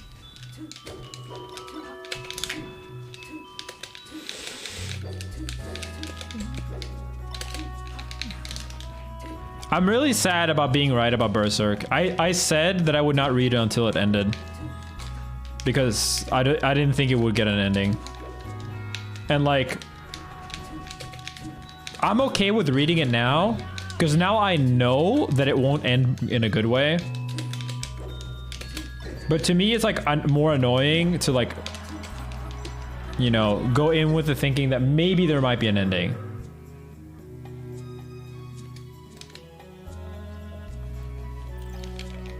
Maybe, perhaps.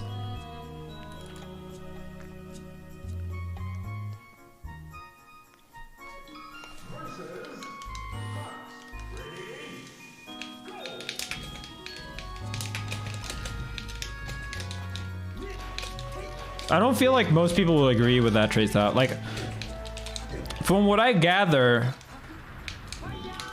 it's still like, there's still like a bit, like a lot of things left to develop. Oh, Berserk. It's like half of a revenge story at the moment, like in its current state.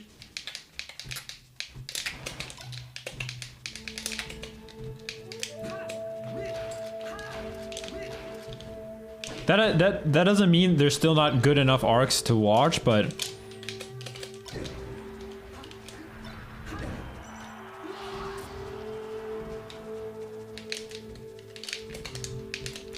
yeah, but I think it's wrong then to say that it's about the first ending. It's about the first ending because it wasn't finished. But it's not like, you know, in Hunter x Hunter, it's more understandable because, like, you know, each arc is more or less finished. But from what I know about Berserk, you know, not most character arcs that are important are not finished at all.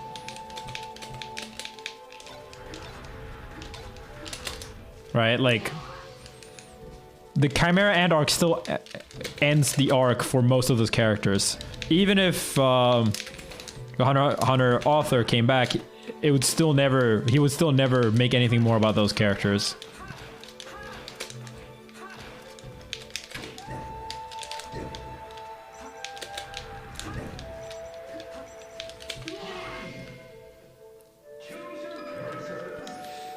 It sucks. I actually loathe the fucking anime industry and the manga industry in general.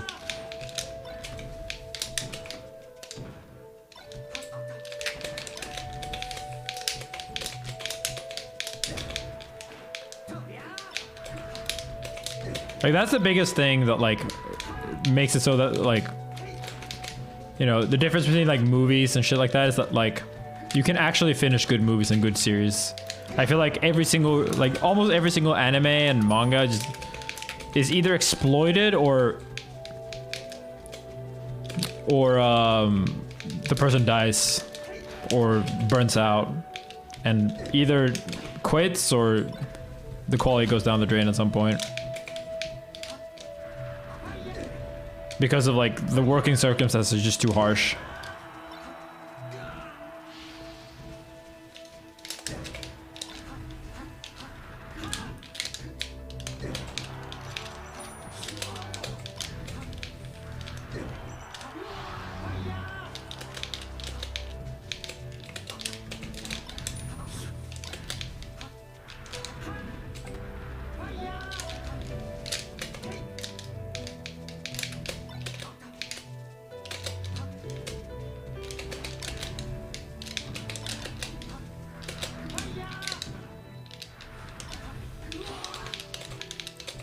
Dude, like, me and Syke, we finished the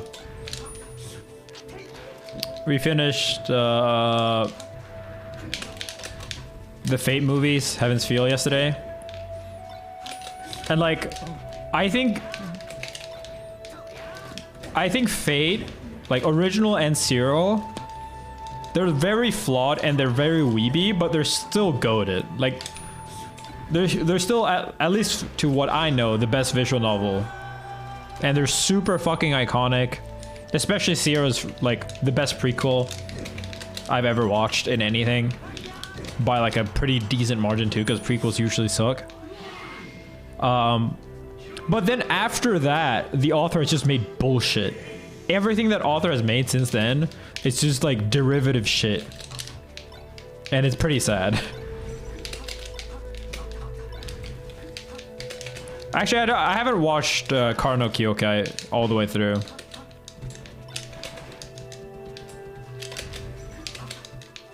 But, like, Grand Order is literal dog shit writing.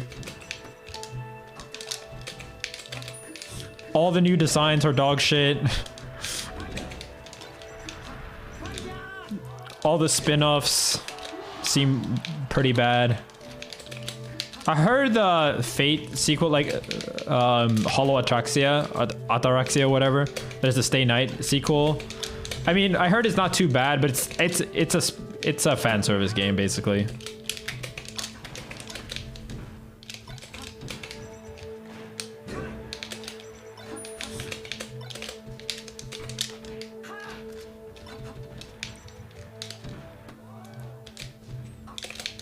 Yeah, it's insane how, like, complicated and intricate the story is in Fate, and how dog shit it, like, oversimplified it became. It's like what everyone thinks about fighting games, you know, like how they used to be super hard and complicated, and now they're just dog shit. Like super easy baby games. That's what actually happened to Fate.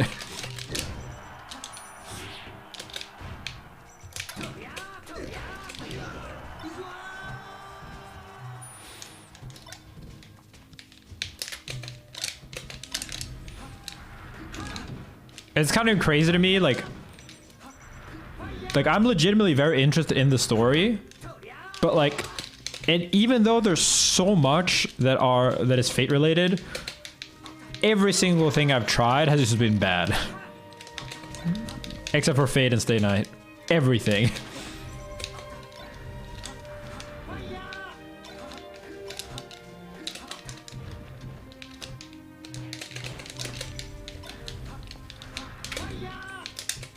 And like in a weird way, it feels like, you know, like the same thing goes for Star Wars for me too. In some ways, right? Like I like the original trilogy. I'm not like the biggest fan, but like I like them. But then everything else made since then has just been bad. But at least there's some things that are decent. I can't even think of a single decent Fate spin-off. Like except for like Carnival Phantasm. But like that's not even spin-off level, that is just fan service.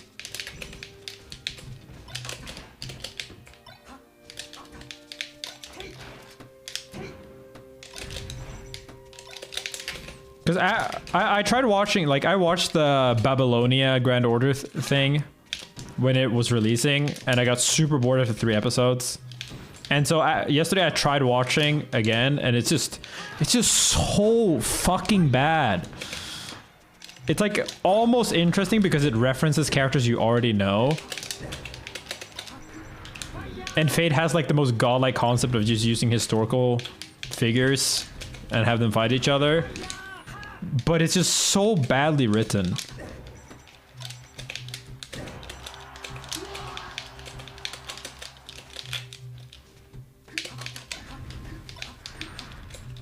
I might try to keep watching it because as like a background anime or something.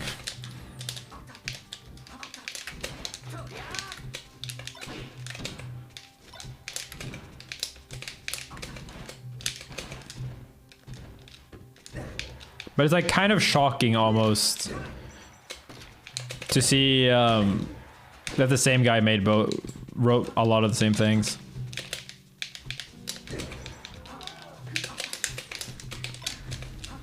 At least it's not on like J.K. Rowling level, where like once you realize how bad or righty she actually is, the books themselves get worse. Once you like start noticing the flaws.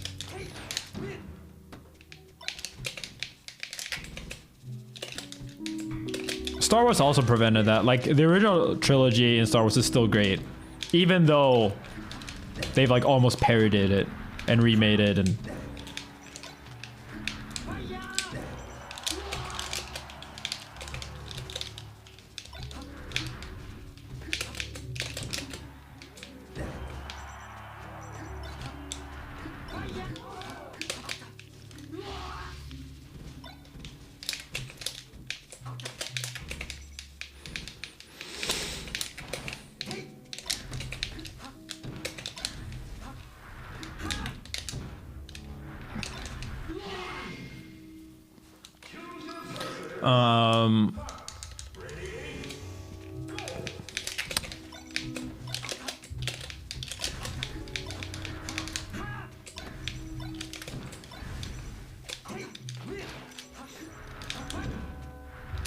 I mean, for me, I think I haven't actually like watched the prequel trilogy in so long, but I feel like as bad as the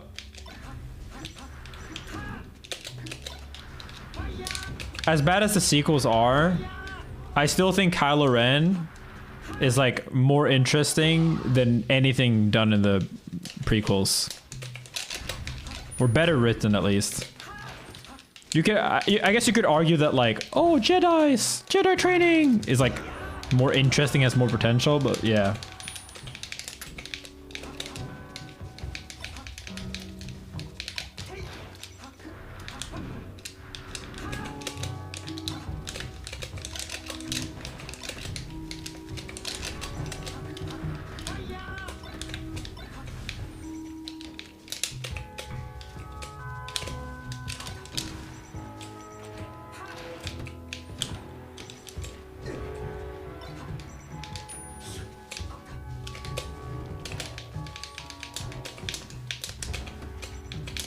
The funny thing is that at release, people like the prequels. Or like the first movie. It's only like a couple years after until when everyone realized like how awful it is.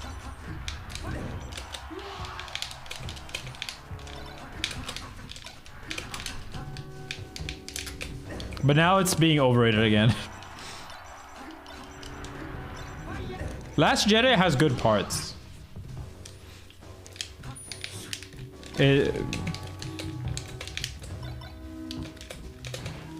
It's the most uneven Star Wars movie, I think.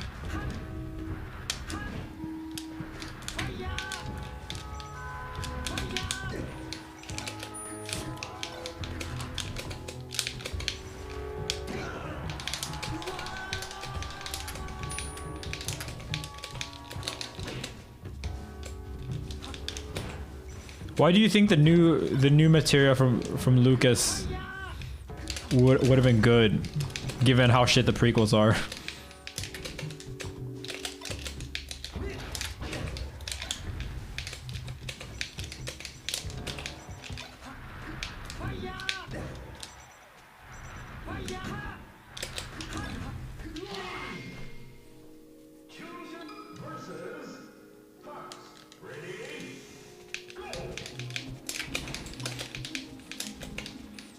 Well, I think if you remember the prequels and you think about them, they don't seem that bad. But if you actually watch them and you're like into movies at all, they pretty quickly like show their age.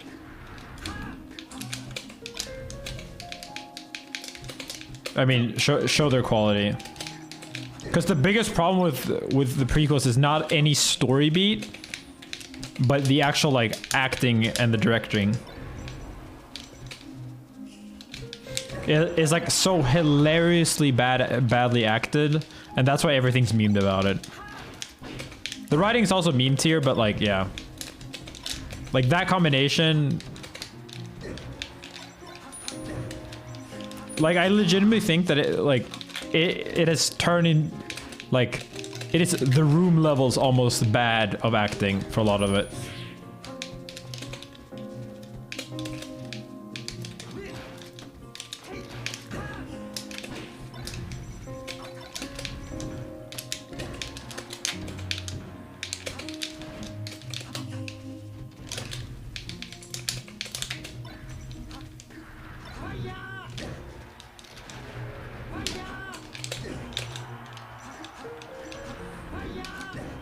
Yeah, it looks especially dated now.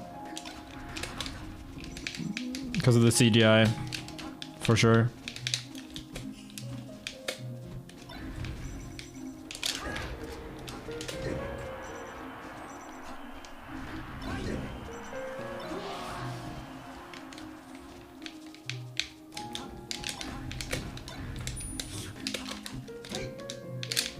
Dude, why are you out here simping for George Lucas?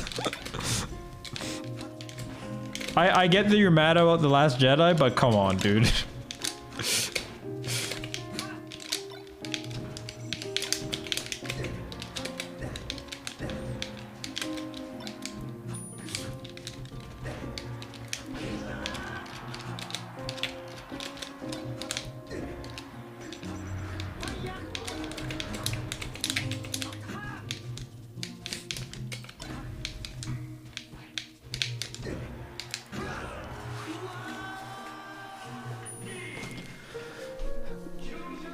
I would say Turquoise, this is the same people that romanticize the old Mega Man games, and you know they think that, like, you know, the game industry is just shit because this guy hasn't made one, and now let's kickstart this man's and make him make Mega Man great again. Wait, what's the fucking game called? I forgot what the game's called.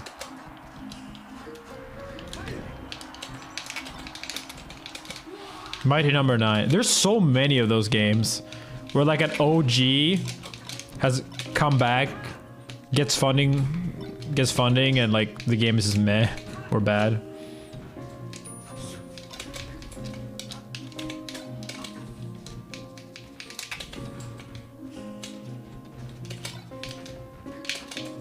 You don't like Disney running franchise into the ground? What other franchise have a Disney run into the ground?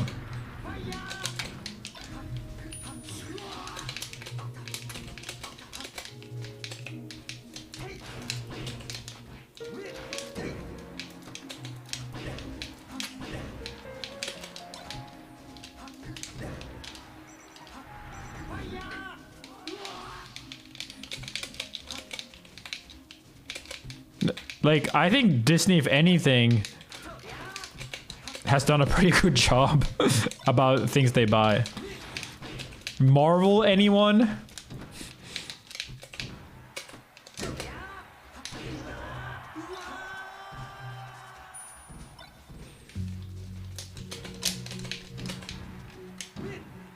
Wait, which Pixar movies were made before and after the Disney acquisition?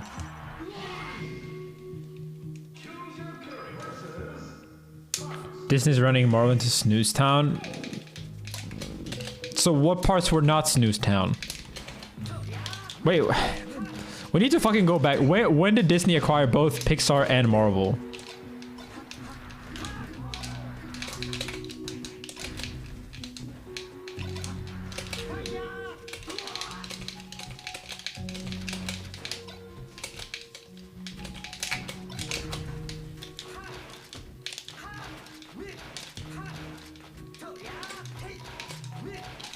Yeah, they're not EA.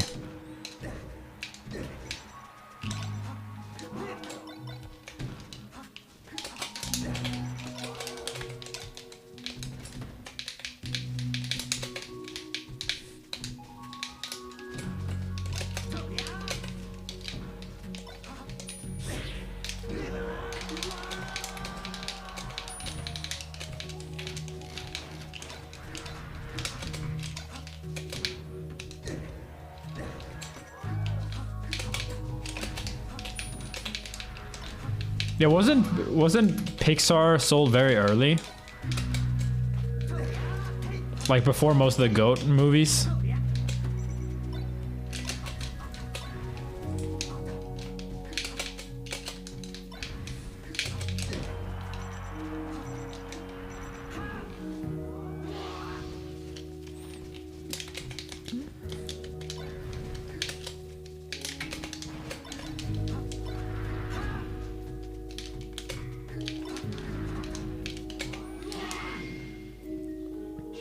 I think the Marvel movies are still good. Yeah, I think Spider-Man like was like the third biggest movie ever on release or something. So yes, indeed they do still people do still like them. Yeah, I don't think you can use that like Disney ruined Pixar by buying them.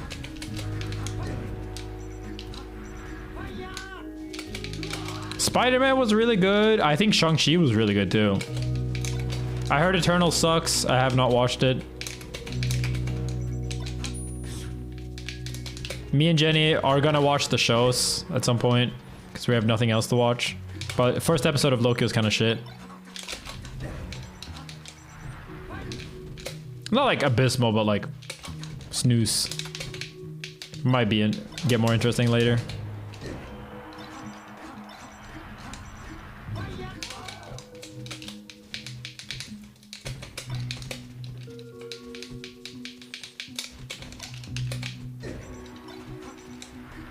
Captain Marvel's bad. Like, there's bad Marvel movies, but like, when did Marvel buy Disney? Like, what movie came out then? Can someone look that up?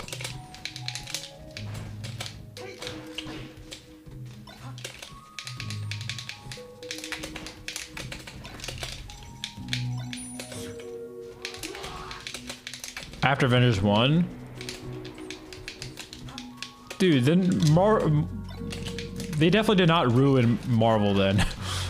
I think most of the good movies came after Avengers 1. Almost all of them. The only good movie is literally Avengers 1 and Iron Man 1. Every other movie before Avengers 1 was bad. IMO. What's up, Meaty? Wait, is Guardians before? I thought Guardians was after.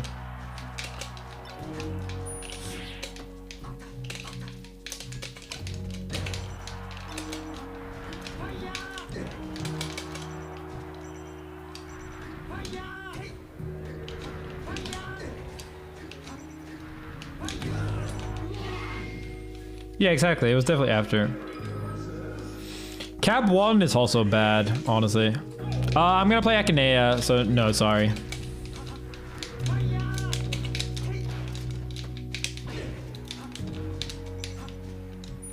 I'm almost done with regular melee.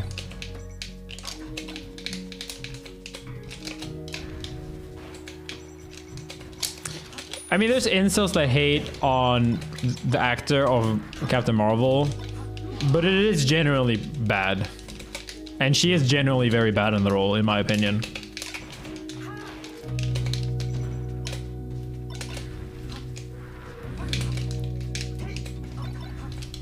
Jenny thinks so too.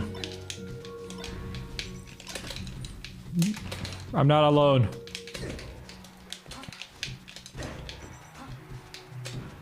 I don't know if it's her acting. Like, I haven't seen her in anything else, but...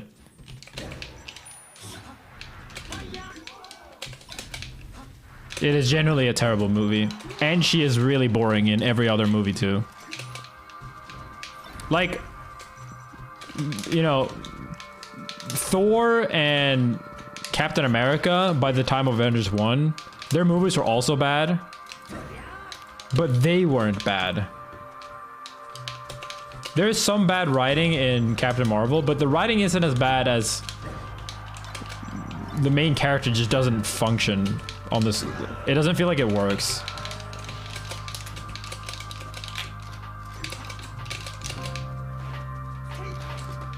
I don't know, I watched Thor, and I still liked the main actor.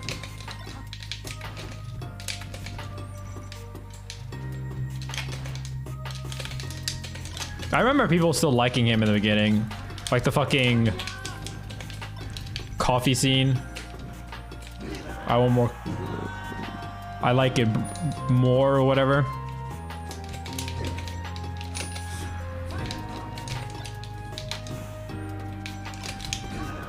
Oh, another, right?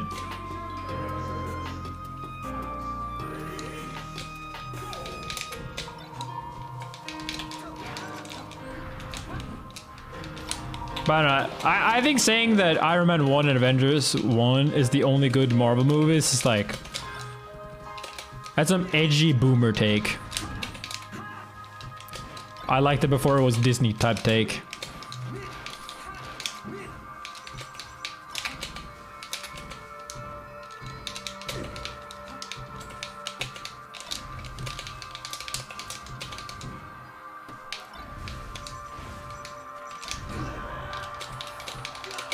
Yeah, there's a lot of good Marvel movies. They're not, you know, the best movies of all time, but a lot of them are contender for the best like movies of their kind, which is okay. Not a lot of them, but some of them are.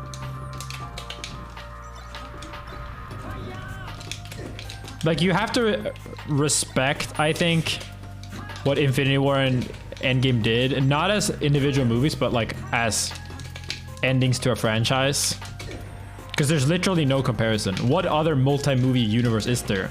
The fucking M. Night Shyamalan movie franchise.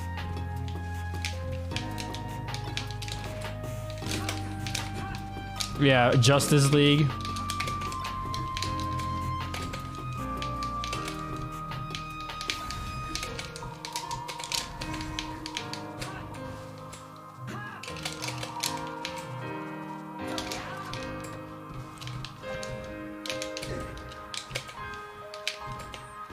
I think if you only like Avengers 1 and Marvel 1, yeah, it's probably because you changed, or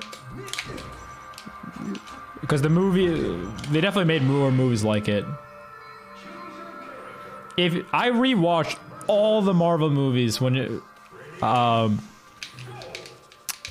like during the pandemic, because Jenny hadn't watched any of them, and we watched all of them. All of them. Thor Dark World. And my god, some of the early movies are bad.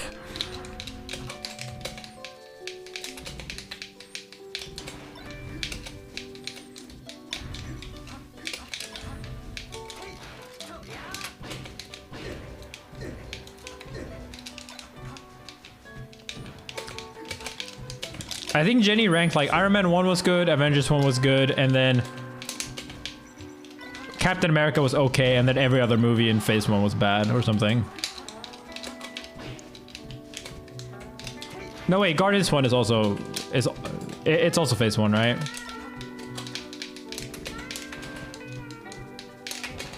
Ant-Man is definitely not Phase 1.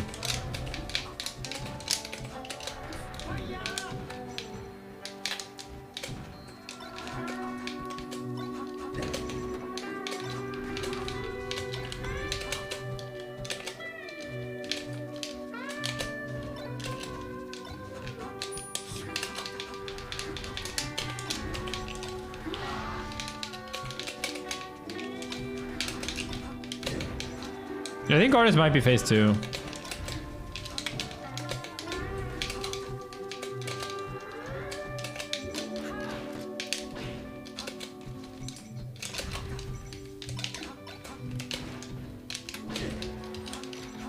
I will say, I like can't believe some people think Guardians 2 is better.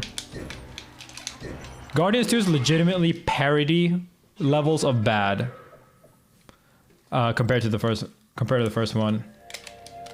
Guardians 2 is so awful. The slapstick, everything. It's like the entire first movie, but like so less.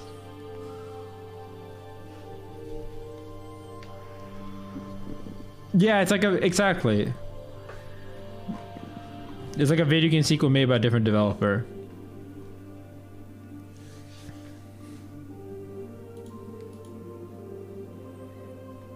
Yeah, the drag scene, Baby Groot.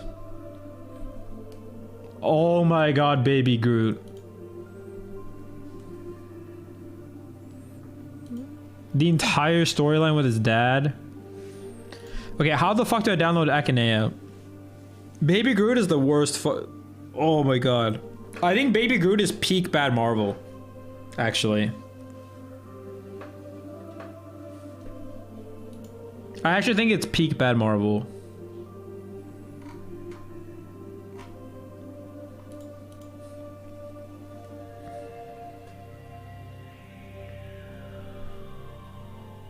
BBA type bullshit, true.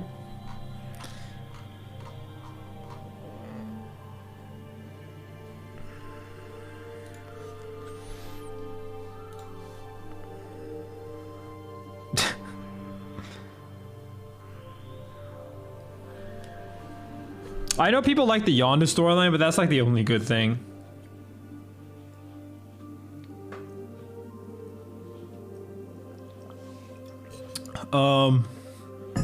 Rocket is okay.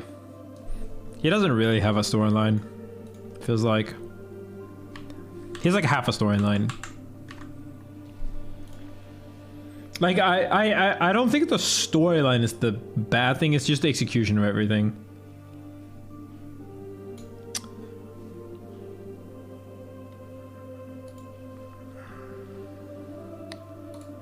Huh. People say, what do you... I should rewatch the Dark Knight trilogy. I've only rewatched the second movie. Not gonna lie, Nebula is trash, though. I think Nebula is one of the worst characters in Marvel. For the amount of screen space she takes.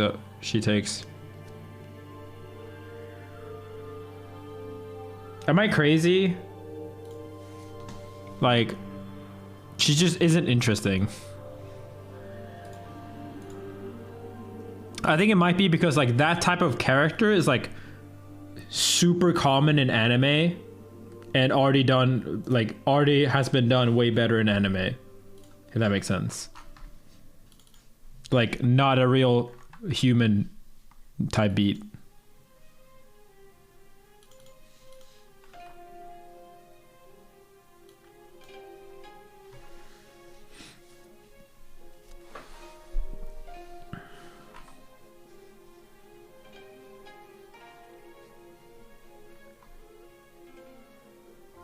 Mm.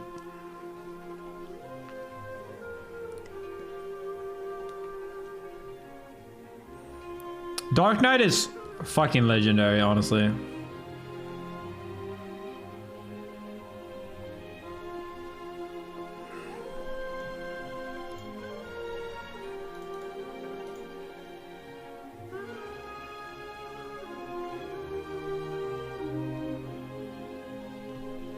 I don't know. I think Dark Knight Rises, while flawed, has higher peaks than most of the Marvel movies.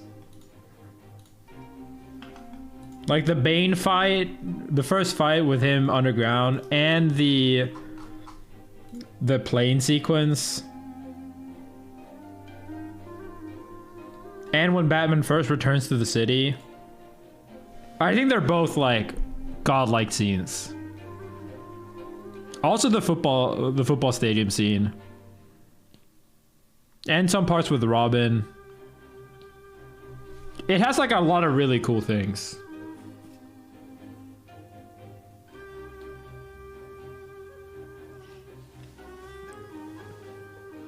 And yeah, like Batman Begins also has some cool things, but Dark Knight Rises and Batman Begins are still like... Dark Knight is like an actual 10 out of 10 movie, I think. I like can't think, like, I genuinely don't think I can think of an actual big flaw with Dark Knight. Like, what the fuck is the flaw? Like, I don't get it.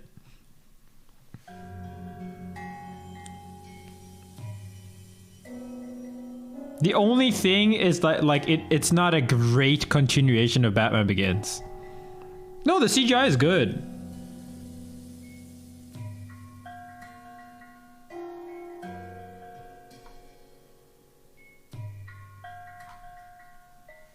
The Batman voice is iconic, bro. It's iconic. Swear to me.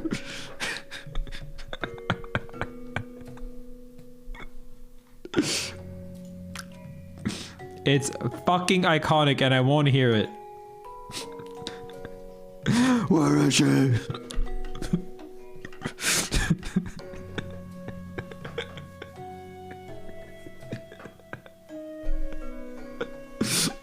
And the fucking... Oh my god, it... Like how he's like he looks like he's in a costume.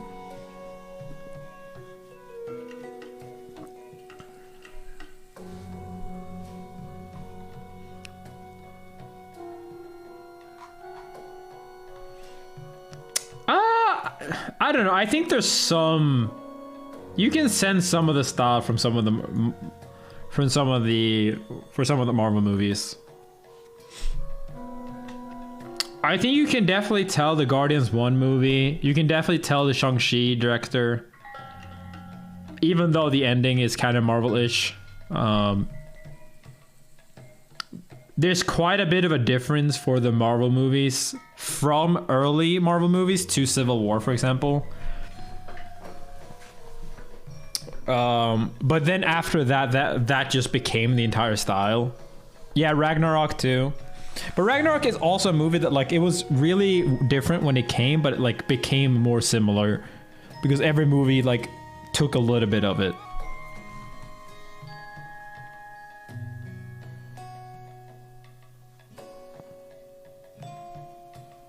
I have not heard good things about Eternals. Bane voice is worse though. It doesn't fit into the mix. It sounds like someone speaking right into your ear. That's the point! Dude, you can't say Bane voice is bad. Come on. It's been memed and repeated for eternity. It's fucking iconic.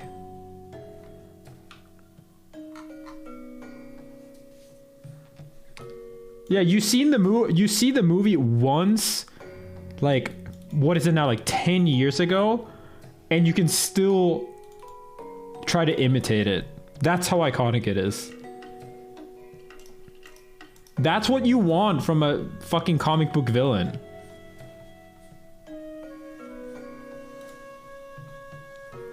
Yeah, for you.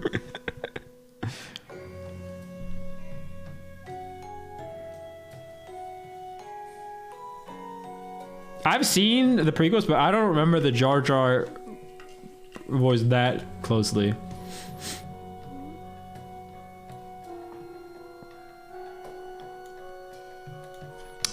The humor is the same in every movie.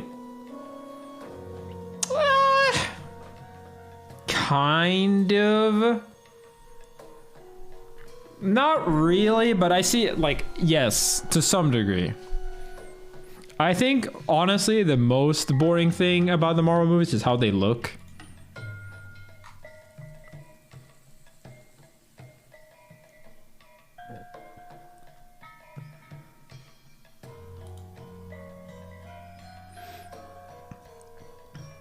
Steve Dow, thanks so much.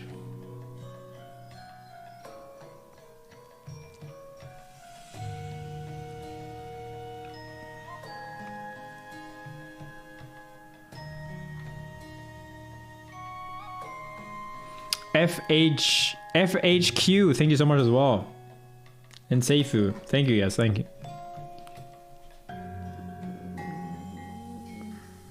Opinions on Shang-Chi. I thought Shang-Chi was fire, actually. I was really impressed by Shang-Chi. And I had pretty high expectations too.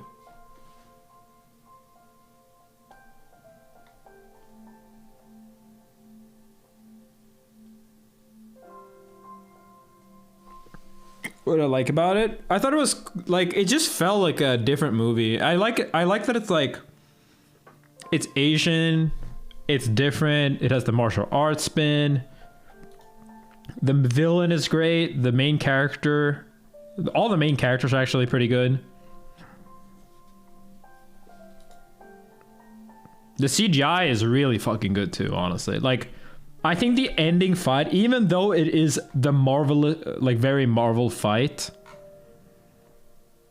I think genuinely though, I think it's the best looking fight. It's like such a cool fight. The music's really different. Like the soundtrack is maybe the best soundtrack in a Marvel movie in my opinion. Like in terms of how it works with the movie outside of Guardians 1. And I think a lot of the Marvel movies don't have an iconic soundtrack.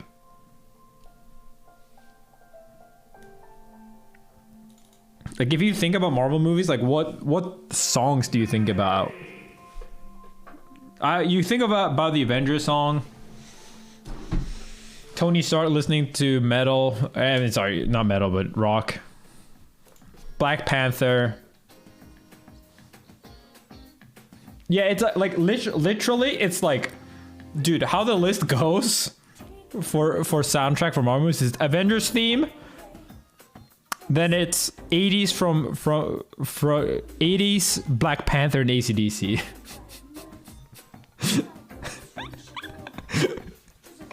That's actually how you do it. Bonus. Okay. All right, we're here. We're playing Akaneia. How many new stages are there? Burn. Guardians of the Galaxy is the 80s.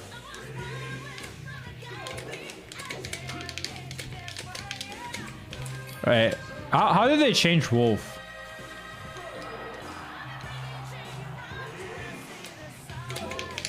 Yeah, I mean, listen, there are good soundtracks. But the problem is not that there's not good soundtracks. It's that like a lot of them are not used well consistently. They have like one good use.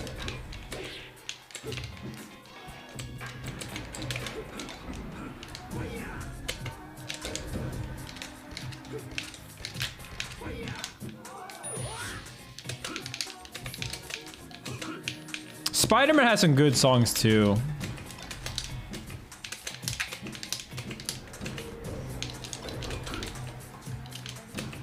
You can't think of a Dark Knight score What? You can just literally Google Dark Knight theme.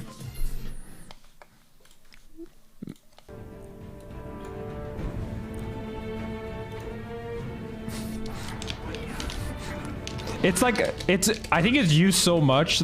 It's used in fucking YouTube outros, everything. Dude, I get goosebumps just thinking about this.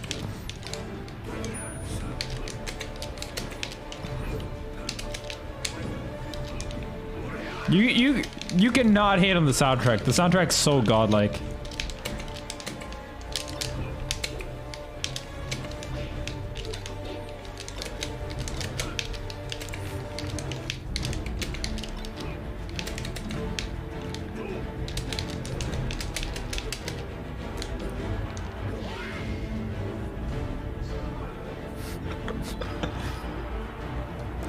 I think, like, Dark Knight is arguably Hans Zimmer's most iconic, outside of maybe like, outside of Inception.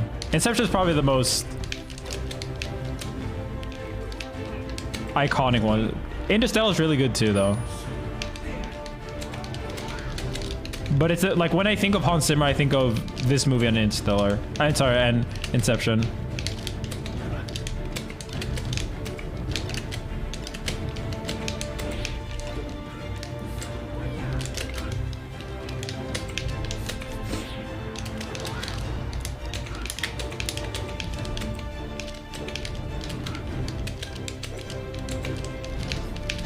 So what's different about Wolf? Is he actually worse?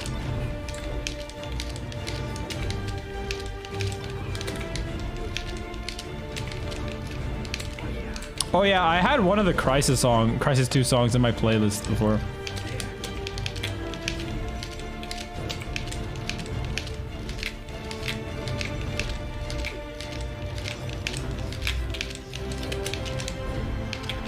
Wolf still feels kind of nutty. He has did he always have an effect on his up B?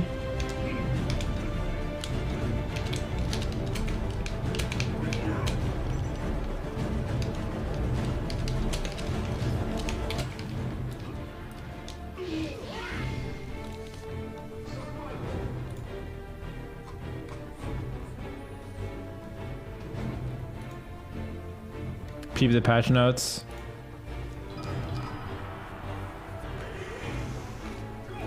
There's single player volleyball. He's lighter.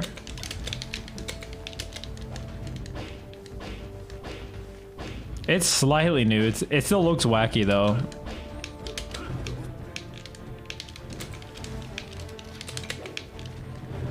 His tipper damage does 10 instead of 13. Why did his down tilt do 13? Yeah, this is frame 9 now too, which makes a lot more sense.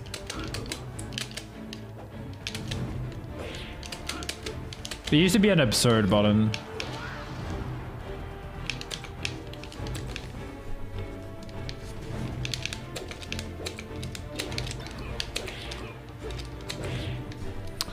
Hitbox move closer, auto cancel window slower. Back air added sour spot. Oh yeah, back air didn't have a fucking sour spot. It was only late. Yeah, back air got giga nerfed. So did upper. He's still honestly probably going to be the best character.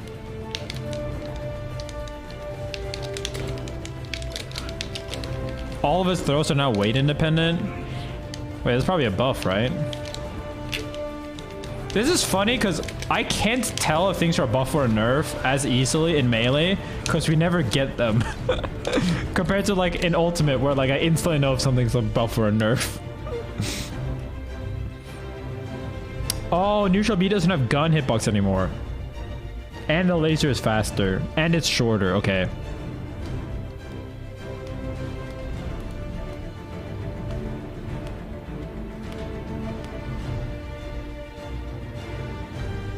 Did Hans Zimmer do Dune? Oh yeah, he did. That is also a great soundtrack.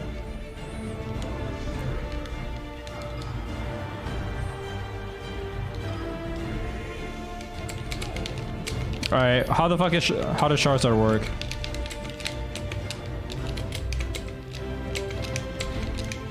This is the brawl upper. It looks so much worse now that you're used to ultimate.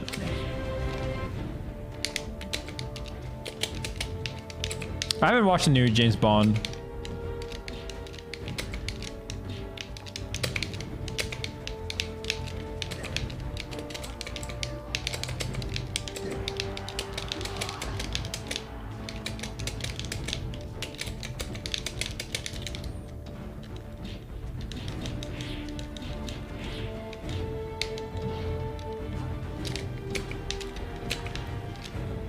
I wonder if Charizard's actually good.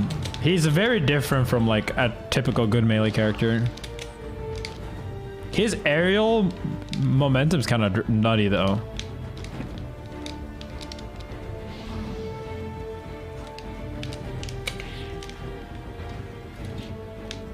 Yeah, Dune was really good. Can he combo it or is it like a tech chase? No, he can't combo it.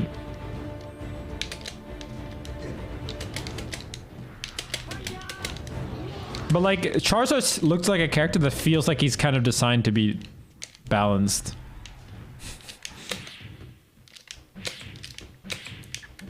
Like when I instantly picked up Wolf, it was like this character's the best character in the game.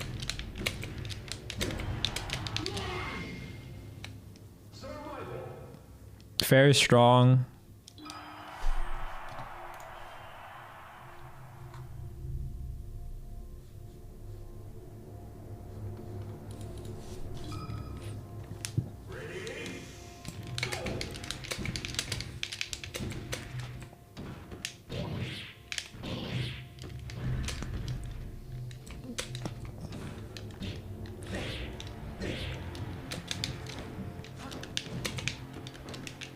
Yeah, I would honestly guess that Charizard probably isn't not that good.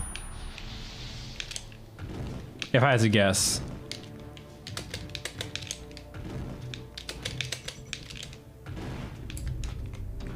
Rock Smash does no damage, what?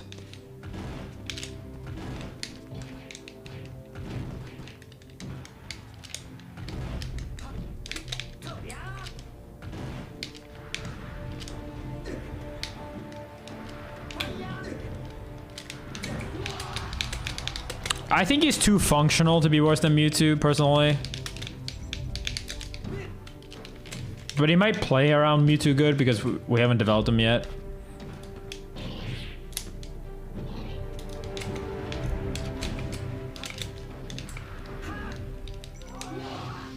Like, but you gotta remember that Mewtwo has like a spot dodge that is 40 frame long.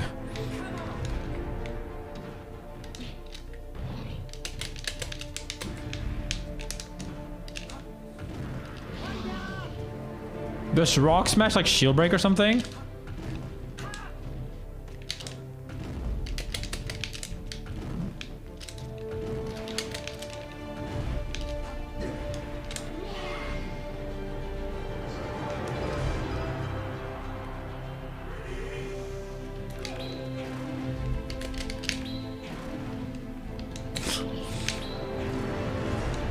Can you cancel this move? Feel it feels kind of whack.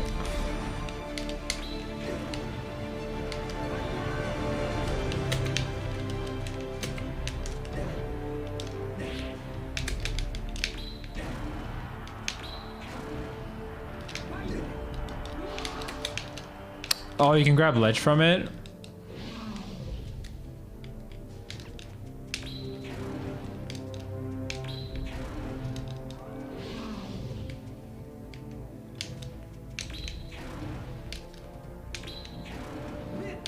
There you go.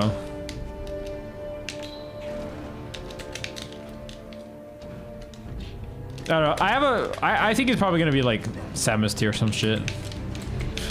If I had to make a read already. Simply because like you gotta remember Donkey Kong doesn't have a usable fair. And even his Nair is bad. And his shield sucks. And his recovery's ass.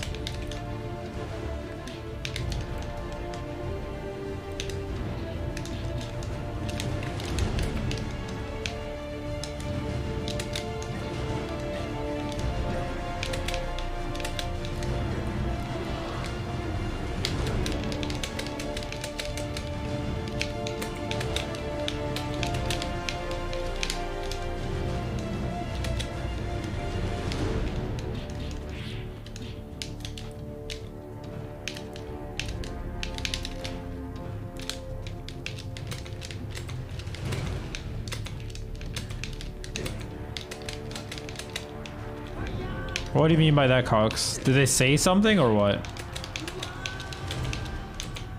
Because I feel like Wolf is god tier. I heard Diddy's very good too.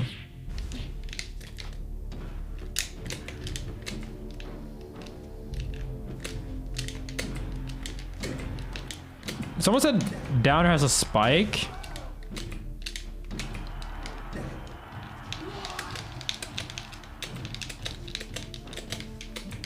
Yeah, personally, I'd be shocked if Charizard, like, if Charizard's worse than, like, you know, characters like Doc, for example. Because I think below Doc and Luigi, all the characters are, like, broken in some way. Like, they don't work.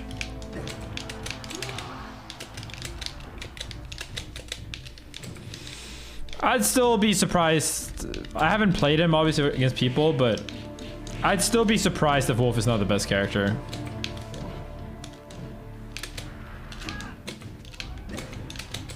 At least if he gets the same amount of development.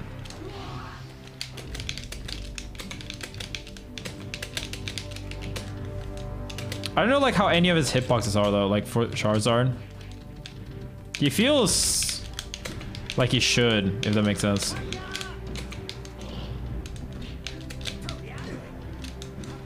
Like he's very well made.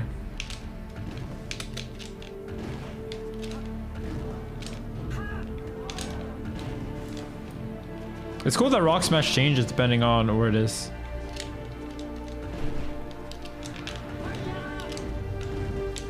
But I don't understand the move.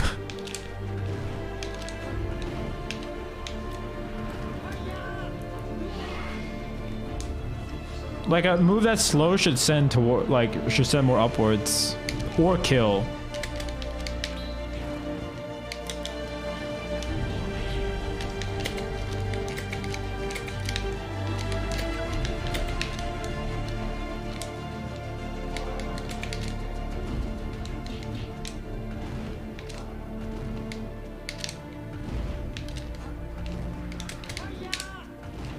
I mean, yeah, it has range, I guess.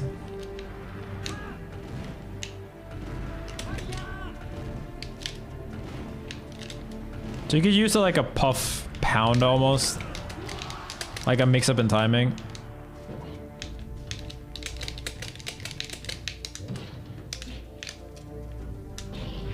It's bad news that PJ got pushed back. I think it's good news, actually. I think it's the right thing to do, for sure. His Nair has the potential to be silly.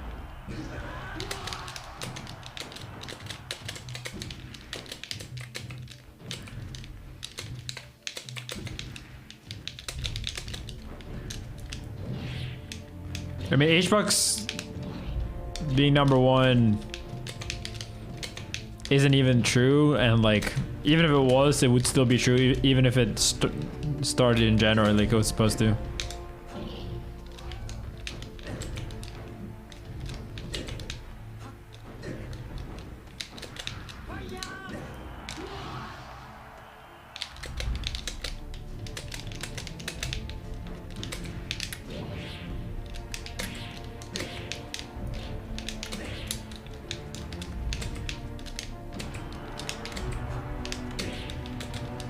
Is there a weak upper hit?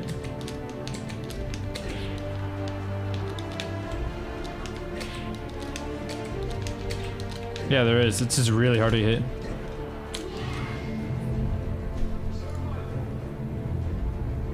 I should probably not listen to Hans Zimmer because everything will be muted.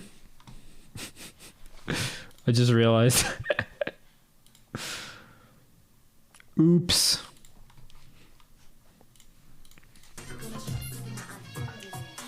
All right, let's try Diddy.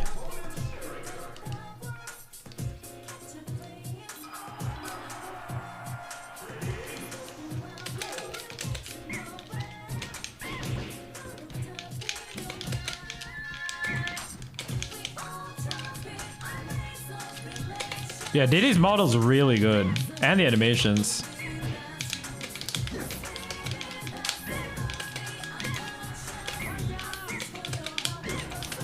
Like, to me, this looks almost as good as Ultimate. Whereas Charizard still looked clearly worse.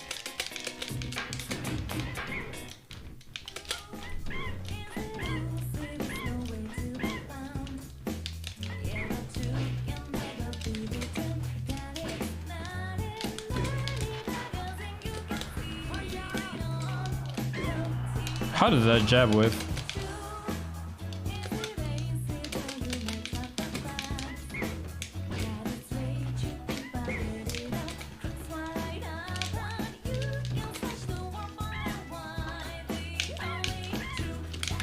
So, can he not glide toss in this game?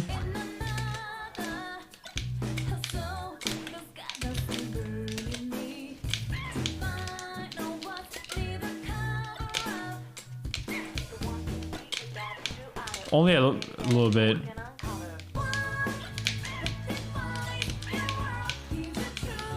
You can glide toss in melee, though. Are you dumb? Yes, you are, but how do we get them to? How do I show this? It's literally the exact same mechanic. Throw me a fucking turnip.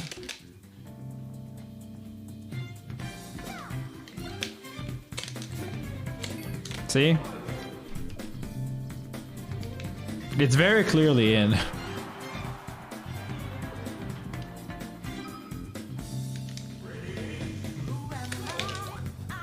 It's just like, because rolls are slightly faster startup in the later games, you get more of an effect.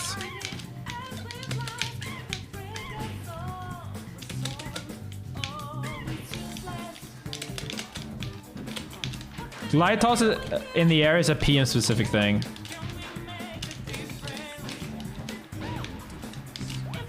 And it's also in melee. Just a little bit, but like the actual one.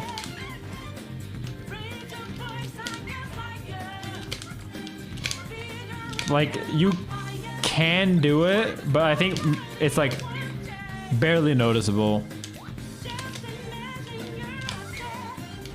But yeah, you see how he like kind of stops when he throws this?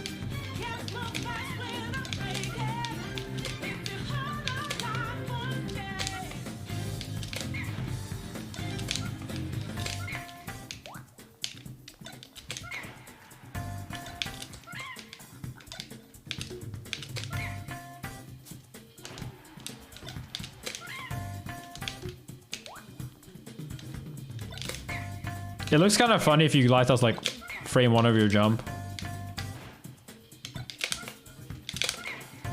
Or like if you like, you do like this, right? You jump forward, but then you glide toss backwards.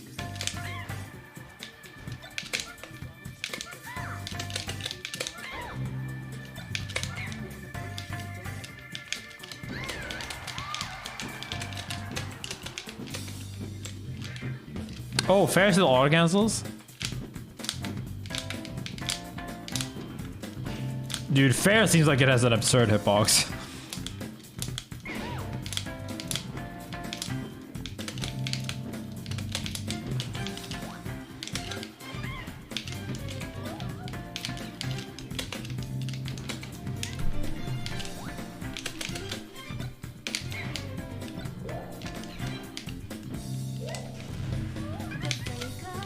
Ooh, Diddy's bananas don't trip?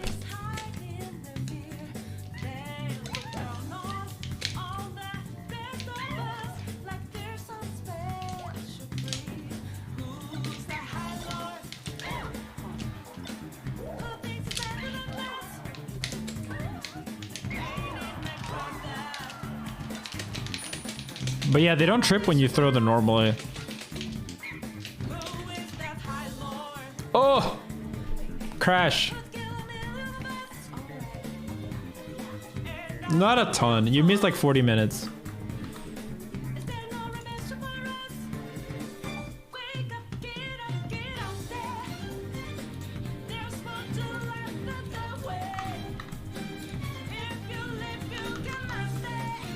I hate when Dolphin crashes and like it's like so hard to actually close it.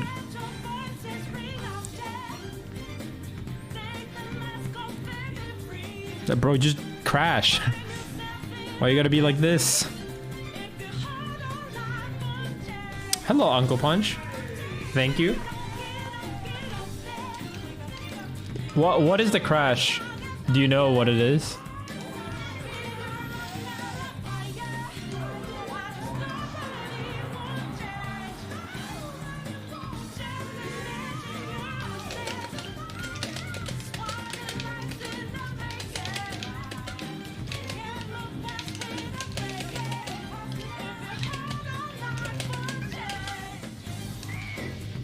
Did he like? It's crazy, yeah. How well they are implemented.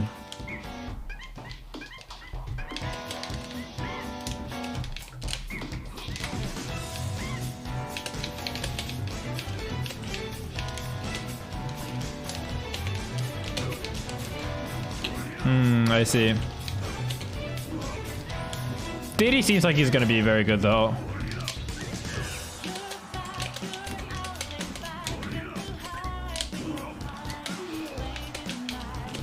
Yeah, I'm not playing that much longer, but thank you. I will play this at some point.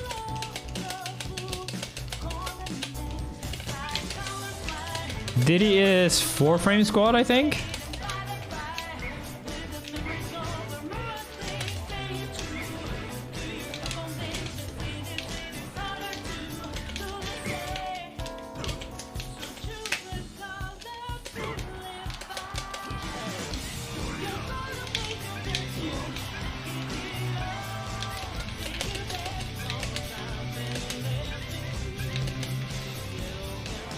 I think Diddy's probably top tier at the very least. He seems like he... I mean, Diddy's really good in... Well, it's like Omega broken in PM too.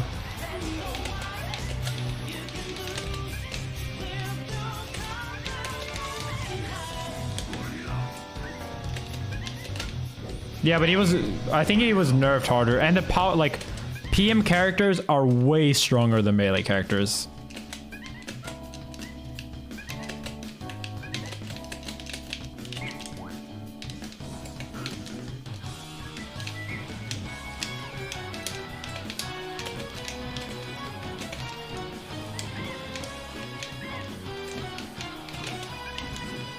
Jesus.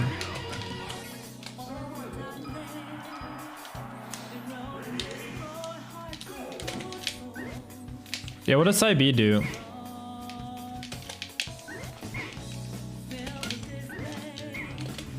Oh shit. Dude. Alright, that's kind of nuts. He has crazy air mobility with the jump. This like looks wrong.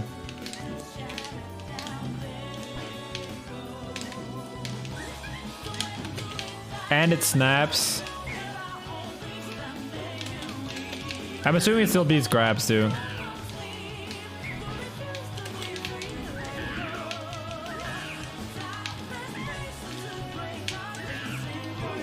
Oh, okay.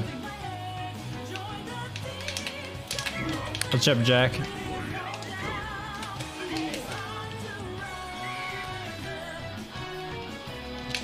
What's up?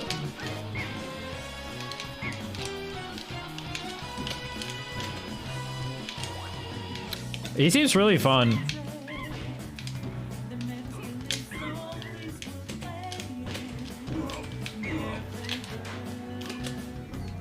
Are you playing this too? Send my regards. Yeah, I mean, like I said, I think Charizard seems like an obviously way weaker character than the other akaneia characters, but I still think he's like probably high tier. Yeah, I don't think Charizard's too good either.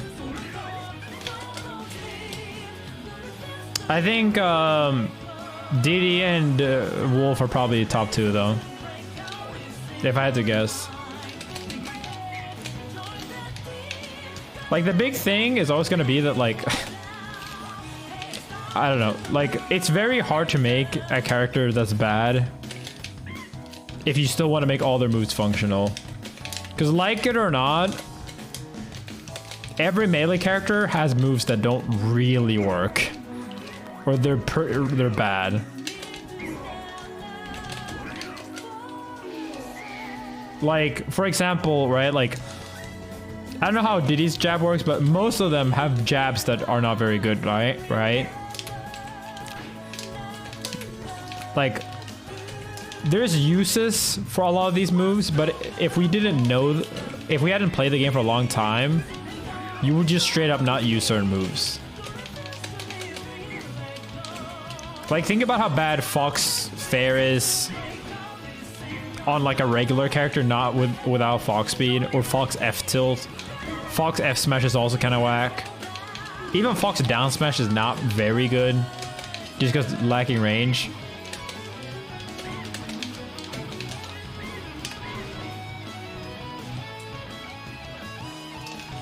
Every Marth move is good? No. There's uses for every Marth move. That does not mean every Marth move is good. Marth's entire side B barely works as an attack.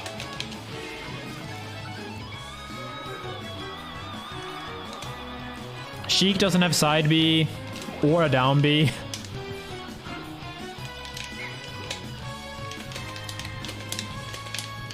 Like, Diddy to me feels like he was made to combo characters.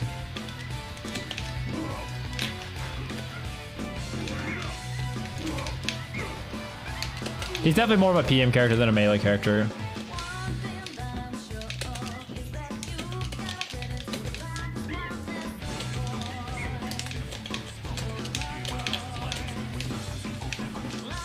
Like, you can just tell that, like, they didn't really test his knockback growth and stuff like that super well. No melee character has a nair that does this. Like, the strong hit of nair leads to combos of like 100. What nair does that?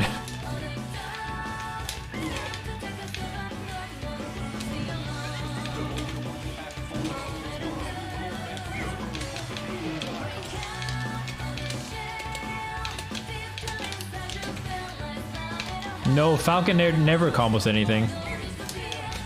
It doesn't have enough hit stun. You can always, like, get out of it, basically. Or, like, it never true combos, but sometimes you can't get out of things because you don't have a jump or something. But, like, this is pretty ridiculous in terms of the amount of hit stun. And I mean, even then you have, like, you know, Fox down throw, Falco down throw, which are, like, pretty bad too. Standing laser.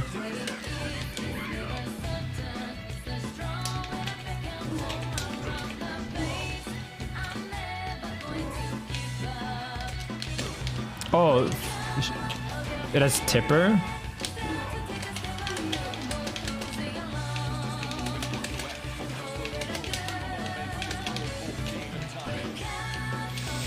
Dude, there's so many useless moves. Falcon's ground move set is like dog shit.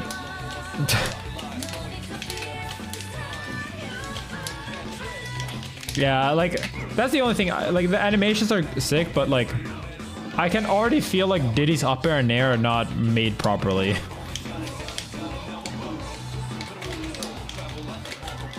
Like, they're very, very PM in their sides where like, bro, why did... I don't know. I guess to be fair, okay. To be completely fair, Pikachu up air is kind of similar. To be fair, how much damage does it do? It does do low damage. Yeah, it only does 4.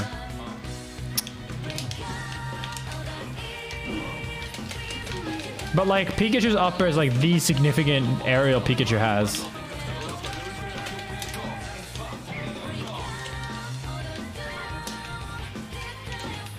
How much does Nair do? Yeah, Nair still is 8.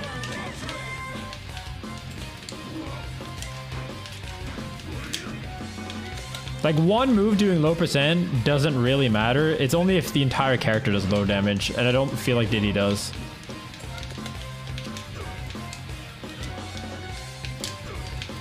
Like the only reason why Pikachu upper is okay is because she doesn't have a finishing move. Does that make sense? Like, if Pikachu had knee, that's a PM character. And this character kind of has knee. In Tipper Fair.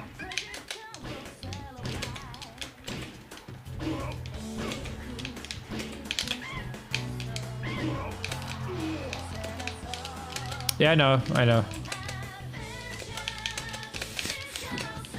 It's kind of weird that Jenny always uses the basketball mode. Pick a number between 1 and 10. I'm YOLO reading that this is gift sub, so I'm saying 10. But maybe it's reverse gift sub, so I get none now.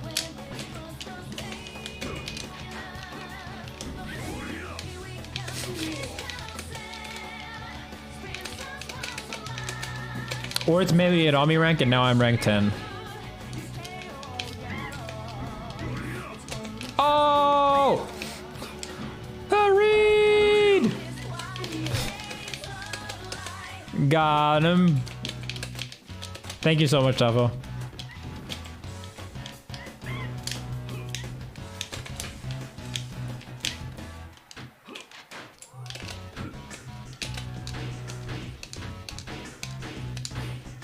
This downs is kind of ridiculous too. I mean, I guess you can CC it, but it's still like chic down tilt. You offered him higher? Still gifted 10 subs. I have to take it.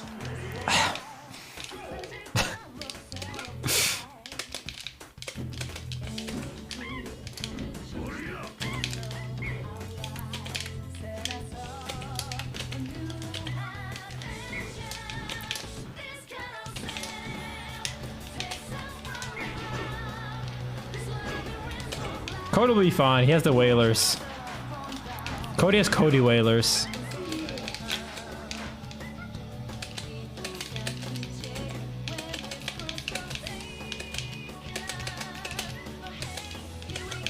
Yeah, I should take him putting me at 10 as a compliment, knowing that I'm 5 head. He put low expectations on Cody.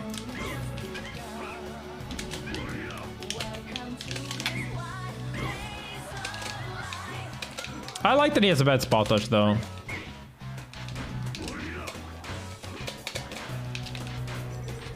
Oh, you can't cancel neutral B?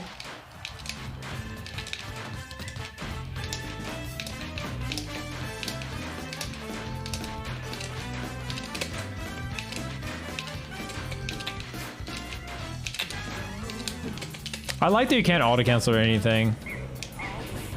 That's always one of the dumb things about like PM characters. Like, what if every character had Falco Laser?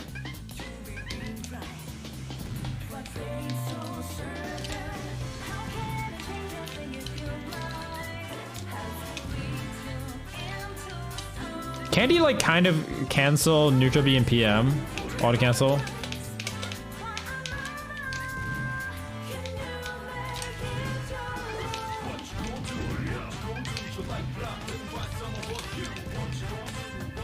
I think sometimes I don't have up B recovery and sometimes I do.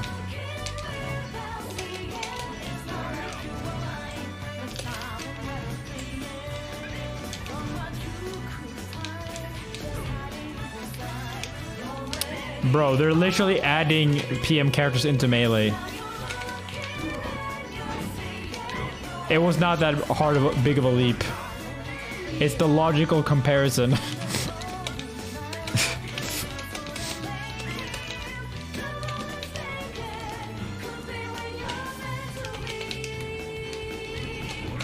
I don't even dislike PM. Like, I think it's kind of badly balanced, and there's some things I don't like, but there's also a lot of cool things. And I think a lot of people that actually are fair with PM even that play it a lot, know that it has a lot of flaws. Especially like historically. It has less flaws now, but like when most people played it, which was 3.02, it's a very flawed game.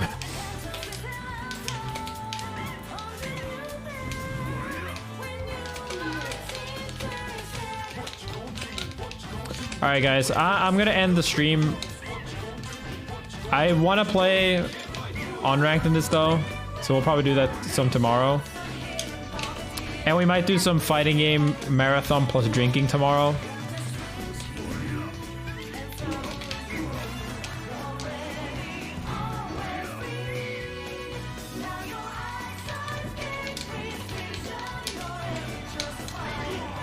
Well, what do you mean, well? He has a moonwalk?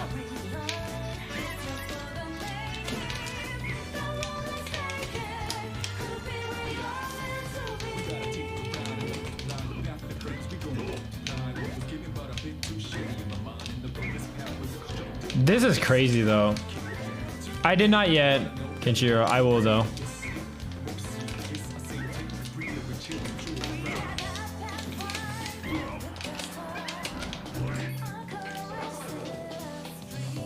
Oh. No, it is techable, but you still probably get a tech chase. I'm thinking on platforms you probably cover everything really easily.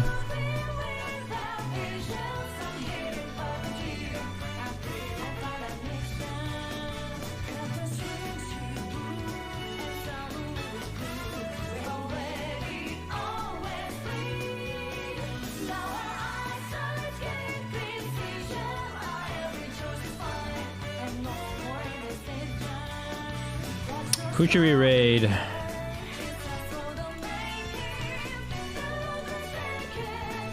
Sane's title says grind. And he's playing Zuan. Moki's just restreaming Zane, so he doesn't get a raid.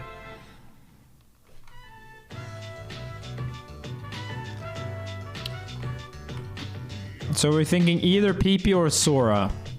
First person that types in chat wins. Sora, okay. It was even, both equal amount, but Sora fans faster. It's because the time is earlier there in Australia.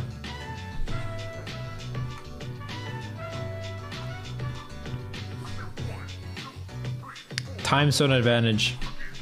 All right, guys. Say hi from me. I'm gonna go. Peace.